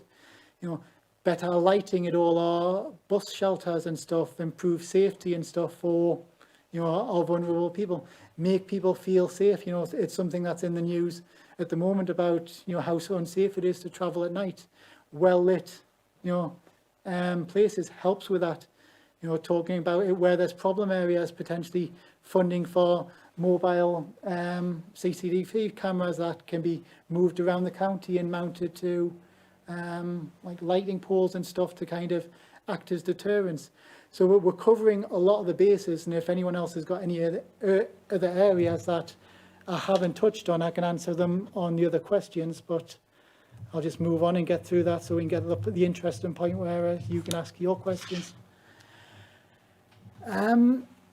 Again, linked into the regional transport plan, just to show that this isn't in isolation. We haven't just pulled these 10 solutions out of thin air. It is based on commitments that have been to all the LA7 councils, so that you've already agreed to these documents. Changing road spaces so buses can travel faster and more reliable. That's about things like bus lanes. There's not a lot of those initiatives planned for Northumberland because we don't have those pinch points in the same way that Newcastle and Gosforth have.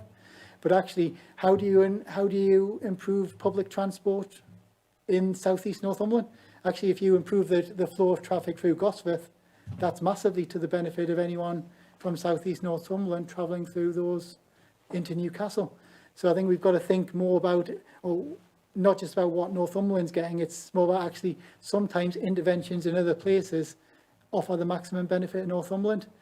Where we do have pinch points in Northumberland, we don't really have the road space to allow for reallocation. So I think when the BSIP is funded, you may notice that there's not a lot of the revenue funding will be for Northumberland, but that's because actually it's not needed here. This isn't where the buses are sitting stationary for long periods of time. Dealing with past traffic pinch points, we've touched on that. There are a few. We can do things like put the transponders on buses, so when they get to roundabouts and traffic lights, they turn green to improve the flow and speed up them. They're little initiatives where most road users wouldn't even notice, but it does help get the bus from A to B that couple minutes faster. Address sparsity of transport in rural areas. Again, I've highlighted that. We have pushed on that. More buses running later, weekend services, looking at those area communities currently not served. What can we do about them? Can we look at, you know, dial-a-ride type schemes, demand responsive price type schemes? I'm not the biggest fan of those, if I'm honest, but actually as part of this funding bid from DFT, they're wanting to see them. So that will be included, and when funded, you know, we will see those type of services operating for those communities in the west and north of the county that aren't already served. Improved safety and security, we've talked about that. We've talked about better lighting, you know, trimming hedges back and stuff. So, you know, replacing some of our old, perhaps stone-built, quite unsafe with light area, glass, brand new bus shelters that people don't mind sitting in and standing in and feel safe. It's a safe space. Integrate smarter ticketing, talked about that. Multi-operator, multimodal. Developing a product that can, as well as being used on the bus, can also be used on the Northumberland line and on the metro. So again, it encourages that multimodal transport. All of this is linked to being funded. That's the big unknown. And whilst we will get a large part of funding, and whilst in the bid, I believe all of Northumberland's aspirations are fully met. I think the problems may arise if the scheme isn't fully funded, and then we've got to prioritise schemes. And that's when we'll need to fight. We'll need to fight for the rural agenda. We'll need to fight for those initiatives that benefit Northumberland. And, you know, we will be, you know, hopefully bringing more reports to you, encouraging Councillor Sanderson to make representation at Joint Transport Committee and push that rural agenda. Hopefully we get fully funded and we don't have to have that fight. Everyone gets what they want, but that's the big caveat on all of this. If it's funded, we've got a great system. If it's not fully funded, or if it's it gives us a big problem, because if bus companies, they're currently running at about 63% of pre-COVID patronage. You would say services in certain parts of the county, north and west, completely cancelled. Services in now North East Northumberland significantly cut, to the point where public transport isn't a viable mode of transport for essential journeys, i.e. to employment, to education, to training. So it's a worry. I think members need to be aware of that, and members need to be, promoting the bus usage. I think one stat I kind of bring out at all these type of meetings is the fact that at 67, it is 67 now, everyone gets their free bus pass, and there's a massive take-up of the free bus passes when you're entitled to it. But that in the last year, pre-COVID, 60% of those passes weren't used in a calendar year. So we're giving it away for free, and people still aren't using it. So I think there's something around promotion and marketing, encouraging people to do that. I'll stop now and answer any questions that members have.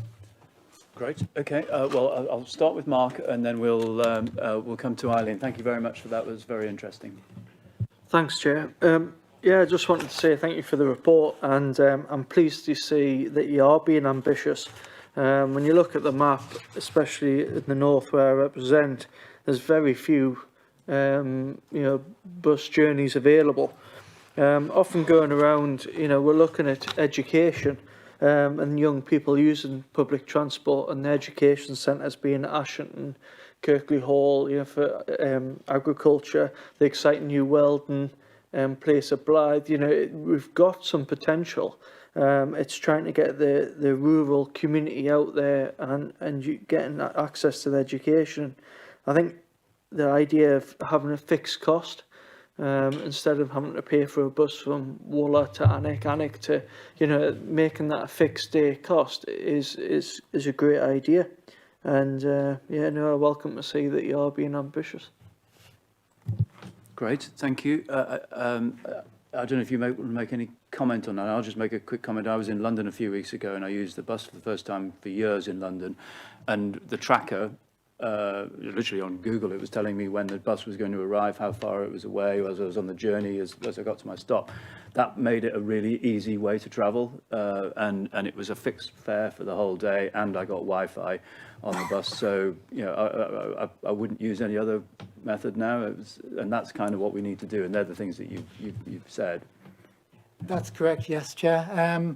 I think at the moment, a lot of the operators have quite good live tracking information. So if you download the Arriva app, it's quite good. You've then got the equivalent Go North East app, you've got the Stagecoach app, and you've got the Nexus app, all of which as standalone apps are actually really good.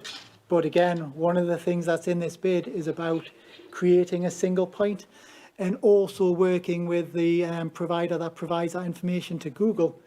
Because actually, if we can get Google to provide real-time live information on the buses and stuff, that's a lot of people's de facto choice. So yes, again, glad you raised that. But I think the reason we also need real-time information at the bus stops is acknowledging the fact that not everyone yet has those smartphones and the ability to access that. Thank you very much. Thank you, Mark. Eileen was next.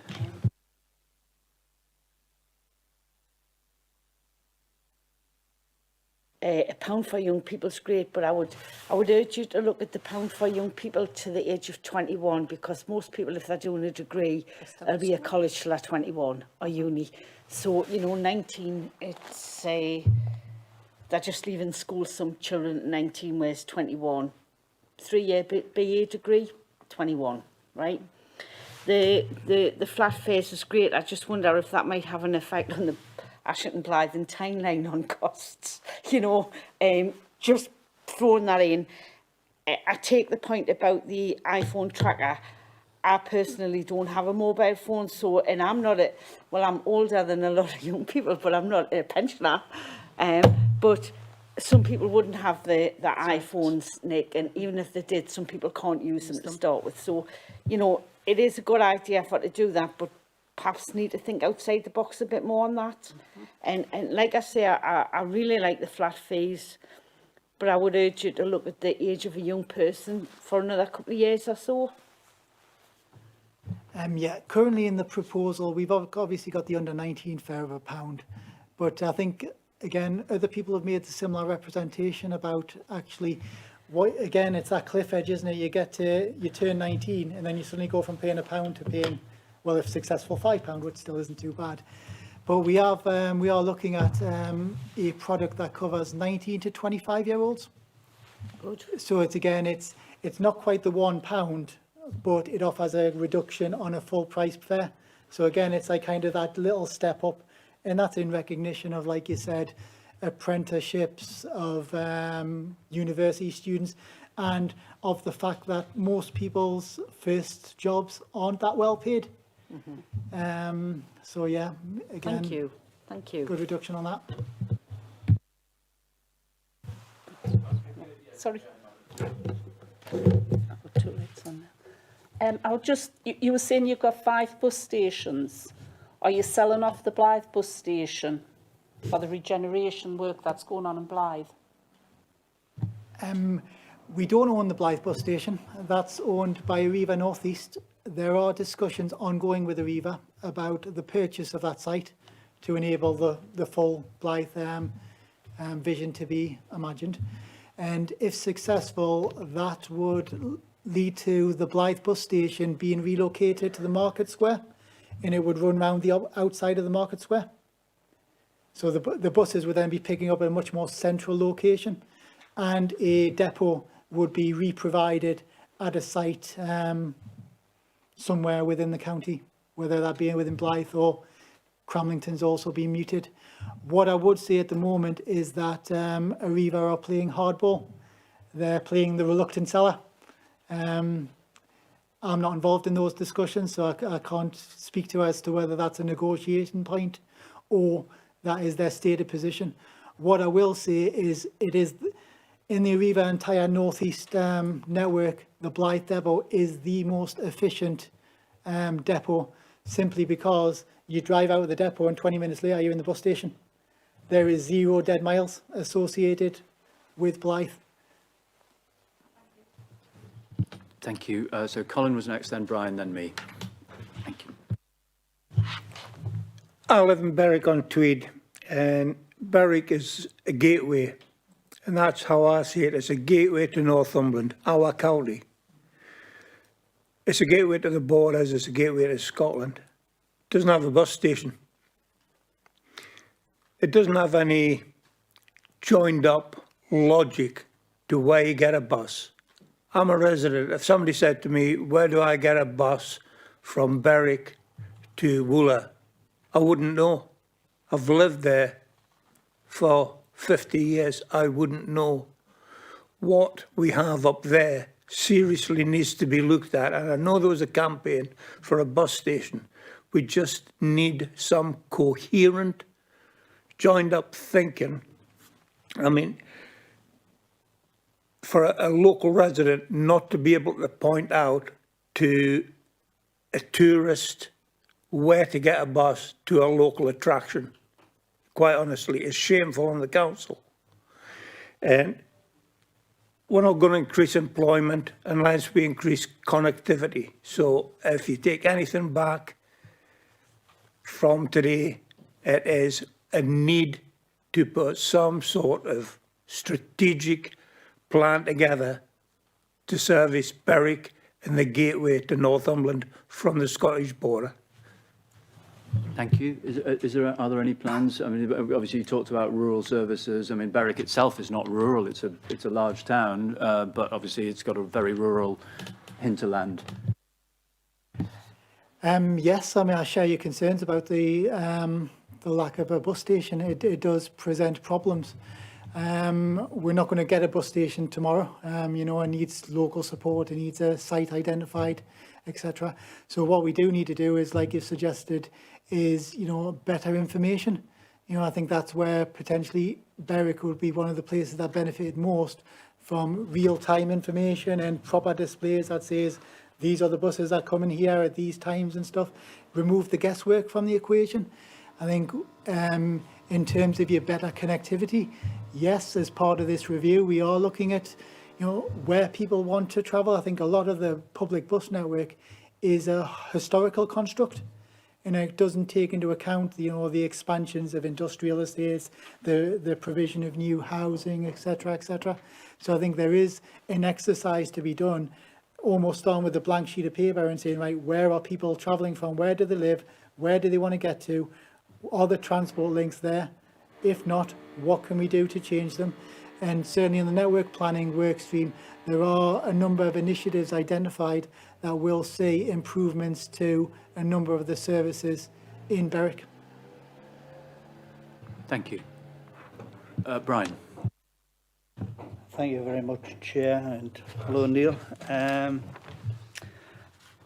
It might just be me, but I'm getting a wee bit confused here about this report. This report is a regional report. We are Northumberland County Councillors. We're talking about Northumberland. And the way the figures run, some of them are picking up as regional, some are picking up as Northumberland. Maybe it's a suggestion. I would like to see some costs in there instead of percentages. And I would like to see numbers in there instead of percentages in future reports. First point I wanted to make is around the support for the bus company services in Northumberland. I'm not as brave as you. I won't mention the company that runs Northumberland, but I am, like you, bitterly disappointed with them. I think they could do a lot more.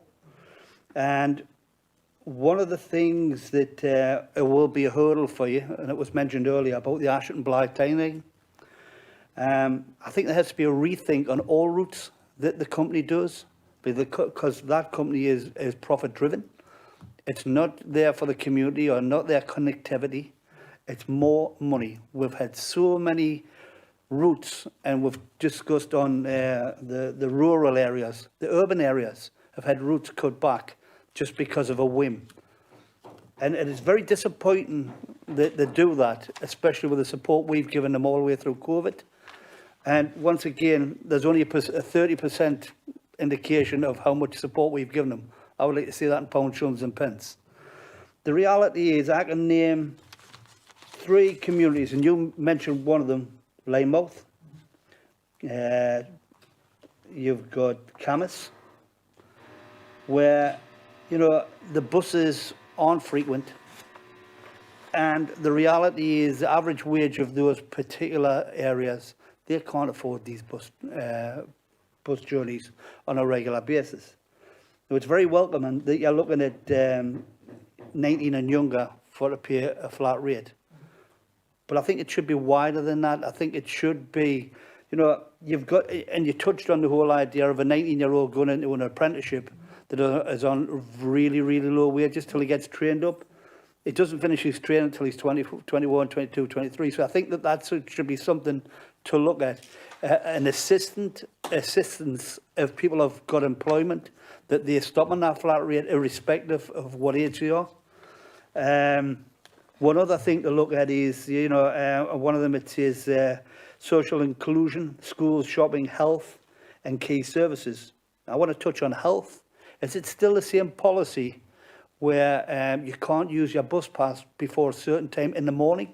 We've always talked about the evening, but in the morning. And the reason why I bring that up is it's been highlighted to me where we've had the elderly who've had hospital appointments, which are getting earlier. So some of them are 8:30, 8:45. No, they have to be there for that appointment. They're having to pay if they have to use a bus service. So that is something to really look at. Just going through a little bit more, the points that I wanted to make. It was great that we're talking about levelling up.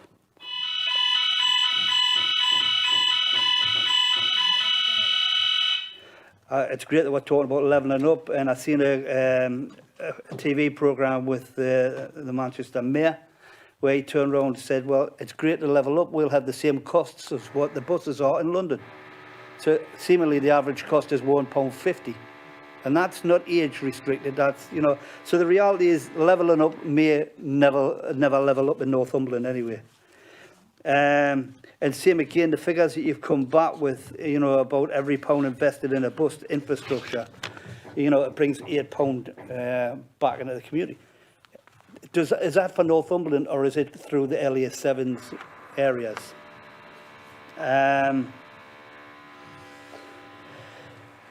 You mentioned something about bus shelters. No, a lot of the time the bus shelters come under the responsibility or the ownership of the town and parish councils.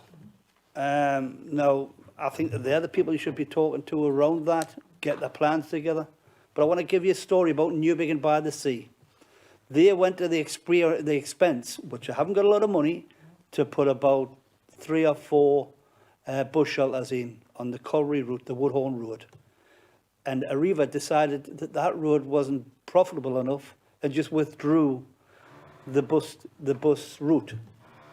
Now, the reality is, you talk about partnership, there isn't any partnership because Arriva are very dominant on what routes they want to do. And this has got to change. We've supported these people all the way through COVID-19, and yet we should not. I've been to LAC meetings where bus services in Blythe have been rediverted, and there's been 30 to 40 people there, and they've just dug their heels in, and they've said no. So the reality is, you know, connectivity is a strange word. The same again with your percentages about people who have got cars against people that haven't got cars. I find that strange because I was trying to think of friends, neighbours, relatives, everybody's got a car. And that percentage of 68% didn't work for me in Ashington, in Northumberland, and in the southeast area. So there has to be a rethink on this. And I agree with, you know, it's great that you're bringing this to scrutiny now, because it does need a little bit more work around it than just this one particular meeting. One massive thing for me, and I travel on the bus very infrequently, but every time I've gotten on, it's behaviour of young people and enforcement, and you talk about security. The reality, I've heard young people and younger adults swearing at the top of their voice when there's elderly people there. So that has to stop. That is a responsibility of Arriva. And I just don't see the fact that how that changes, because Arriva has got the ACE and we've got the 2 clubs. So the reality is, I welcome the report. There's a lot of things to talk about, but the reality is, you know, you're working towards a deadline. What did you say, the 31st of March? 31st of March is when the enhanced partnership's got to be in. The BSIPs, which is the bidding document, has to be in by the end of this month. I think all the comments that I've said has to be noted, and it has to be recognised by both parties and not just Northumberland County Council. Do I want the buses to run more frequently? Yes. Do I need them to get into isolated areas? Yes. And same again, you know, the elderly people that are using the free bus passes that you keep saying, they're free, but you cannot use them. Yeah. Great.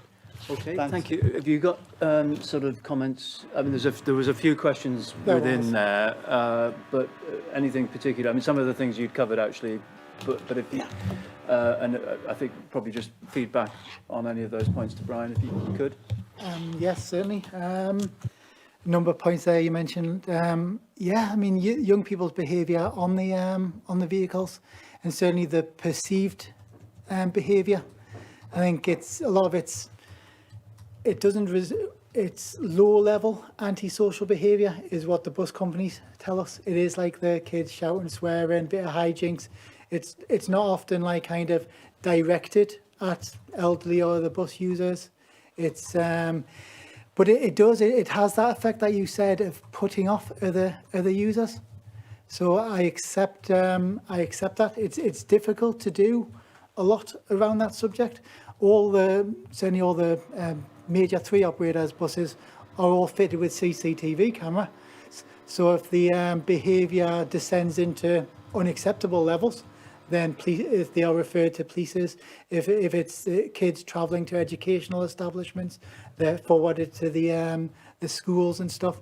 So we do have those those kind of natural catch-alls. But I think you're right, they don't include a kid, you know, during a conversation with the kid next to him, raising voices, swearing, etc. That's when you almost need the bus drivers to turn around and say, hey, calm down, sit down. And they're not really doing that at the moment.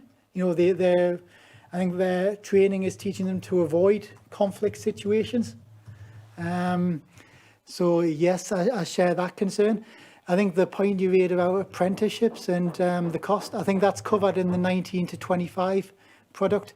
Because if we've got £1 each way for a child, and we've got a £5 all-day ticket for an adult, so the differential between £2 and £5 is just £3, and I think that 19 to 25 product just pitches in at about £3.50 a day. So I think it is more than the £2. But at some point we do have to, if we ran that to all the way up to 21 or 25, we then have that cliff edge a bit. So there is something about stepped up incremental cost increases, whilst accepting that even at £3.50 a day, it's a big chunk out of an apprenticeship wage. So again, perhaps it's then talking about those people are hiring apprentices, about providing free bus passes, etc. You're right, Arriva, in terms of our relationship with Arriva are a fantastic party to have if we're all on the same page and it's mutually beneficial. As soon as it's not mutually beneficial, it's a commercial decision and we are making this. We've got shareholders, I think they're owned by the German government. So their shareholders are the German government, Arriva. And they've got to make that 6% return. And I don't, that don't begrudge them that. That's not excessive. And they are making decisions, going down this street doesn't pay, so we'll cut it out. The problem is it makes those public transport inaccessible for that community because they're now unwilling to walk that bit further to the additional stops. So every time they pull out of these estates and go on a more direct route, they're affecting connectivity and access. And up till now, all our role in that, all we really do is lobby them, ask them not to do that, highlight the fact they're disadvantaged in these groups. Sometimes that has worked, but as you're right, I've probably been at the same LAC meetings you have, where Arriva's been hauled over the coals for decisions, and on occasions they just dig their feet in and say, no, this isn't paying, we're not doing it. I think what's changed is that actually, without paying ball, without being an active partner in Northumberland, they're not going to get that revenue shortfall funding off us. So whereas in the past, we haven't been able to influence 80% of the network, which is commercial, now because none of that network's commercial, we can influence it all. So any change they want, they have to get our sign off. Now we have to balance that because actually what we want to do is return these bus companies to profitability so that at the end of this 3-year funding, all these services don't drop off and all these incremental gains we've made through all these incentives don't just end, cliff edge end. So we have to go to a point whereby we're making transport more accessible, better connectivity and stuff, but at the same point, putting more bums on seats, which improves the profitability of these bus companies. And so that at the end of the 3 years, hopefully the vast majority of the things we've implemented can continue, and we can then take a step back knowing that we've got a network that is fit for purpose. And I take your point about pulling buses out of certain streets, and where there's massive public opposition to that, we'll be fighting for that not to happen. But we've also got to go in with an open mind in that actually we've got to help these bus companies get towards that profitability. So we can't just dig our heels and say, we don't like that. If the business case is so strong that actually that is needed, that change is needed to make that service viable into the future, then so be it.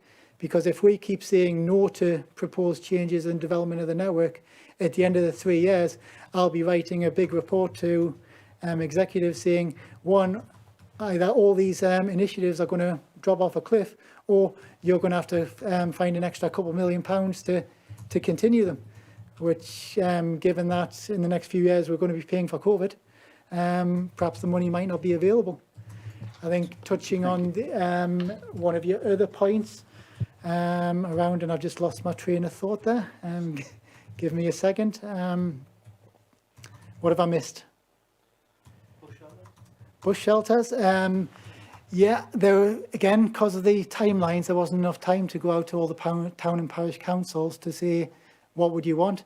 So what we've done is we've put a figure in for a large number of replacement shelters for Northumberland.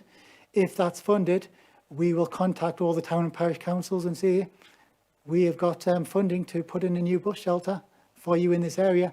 Do you want it, yes or no? And you know, granted, there are some ongoing costs associated with the maintenance of that shelter, etc., and perhaps electricity costs associated with the lighting in that shelter. And that'll be up to the individual parish and town councils to decide, are they willing to take on that modest ongoing cost in exchange for a free state-of-the-art shelter. No, that won't be forced on anyone. That will just be a clear, frank, honest discussion with town and parish councils. Great. Thank you very much. Can I just come back on one point? You have an uphill struggle with the local bus company. And what I would suggest to you is connectivity before profit. We need to get these outlying small towns. We're not talking about streets now. We're talking about towns that are being isolated. And people that are being isolated unless you've got a car or you've got money to pay for a taxi. Thank you. Thank you. I think it sounds like we've got a huge opportunity here, possibly a once-in-a-lifetime opportunity for a big regional funding bid to actually do the thing that we need to do most, which is to get more people actually onto the buses, which will increase the viability of all of the services we're talking about. One very quick question from me, almost a sort of yes and no, because we are over 2 hours now, is does this, and I'm sorry you were at the end, but does this, in terms of the fare structures, does it include any plans for sort of multimodal, so that if somebody gets on a bus and then gets into Newcastle or wherever and wants to use the metro, they can use that sort of same capped daily fare to do different modes? So obviously we're talking about a £5 fare multi-operator.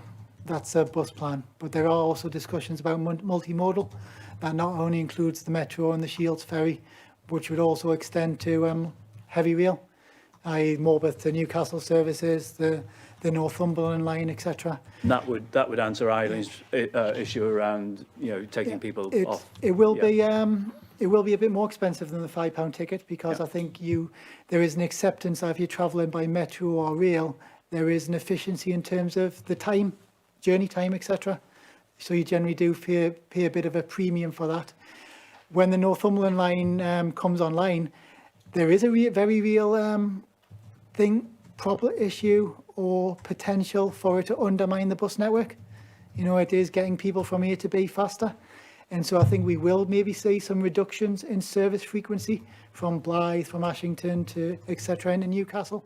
But actually those corridors are really well served already. You know, they've got buses at over 10-minute frequency. So even if they have to drop a couple of buses and go to 15-minute frequency, you would still have a very good bus offering coupled with the time efficiencies, etc. associated with Northumberland line. I think the only other thing the overall public transport. Yeah, I think the only other thing I'd like to add on that is, again, we're also in discussions about ENCTS passes also being valid on the Northumberland line as well. That would be great. Okay. I think we're probably running out of time. In terms of recommendations, I mean, this is, there's some points that Brian's made and that have been noted, and am I right in thinking that we're all supporting this? I mean, this is a multi-authority, 7 authorities. We should all be doing everything we can, using whatever influence we have to lobby government, lobby our local MPs to do the same. This is a really important bid for the region that we all need to kind of get full square behind and support. And it could be fairly transformative in terms of our public transport network. So does everybody agree with that approach? And I'll just urge everybody to go out and speak to whoever they can that might be able to influence things. I support the report. I support the idea of the LES7, but I think we need to push more for Northumberland than we were ever doing before. This is the time for us as a county. Yeah, I think I'd agree with that. Yeah. Great. Well, thank you very much, Neil. That's been really fascinating. And thank you to everybody. I don't think the agenda's quite finished. We've got Sorry? I know. The work programme, is there anything you want to add, Sean, about the work programme? Just a couple of quick things. We talked about domestic abuse at the beginning of the meeting. It's intended to bring a sort of an annual report on progress against the implementation plan on that. So hopefully a report this time next year. Obviously, we'll talk to Matt about the sort of things arising from this meeting that should be included in his next update, and tease out anything else that could be brought to you separately. The work programme that we have in front of us incorporates all of the issues that were raised in the last couple of meetings. Having said that, it looks like the fire and rescue report will slip a meeting to coincide with the inspector's report. But the work programme is looking quite healthy, Chair. We'll continue to do so.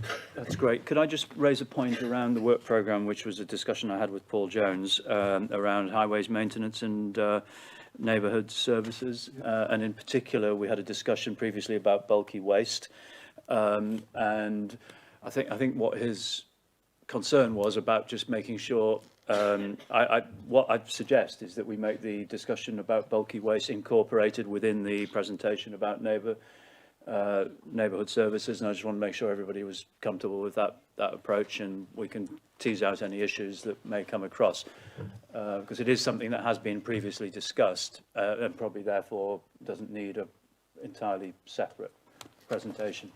Not at all. I think what I was trying to do was capture it all within local services. Yeah. So I'm quite happy to. As long as the bulky waste issue is covered, that's fine. Makes sense. Time rising officer. No, absolutely, yeah. Yeah.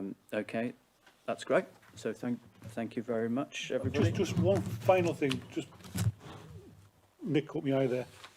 In the last meeting, Nick, you raised about the local nature recovery strategy pilot. Yeah. We did discuss that at Chairman's Group, and we felt that because the work programme was filling up quite significantly, we would actually get a briefing note to be circulated to the committee on the outcome of the pilot. Obviously, if there are any issues arising from that, you would still have the right to actually ask for an item on the agenda. I'm going in touch with Janice Rose. She expects maybe in the next 2 or 3 weeks we'll be able to circulate that to the members. That's it, Chair. Great. And there is no urgent business that I'm aware of, so on that basis we'll bring the meeting to a close, and thank you very much everybody for their patience, and thank you to the officers for excellent presentations.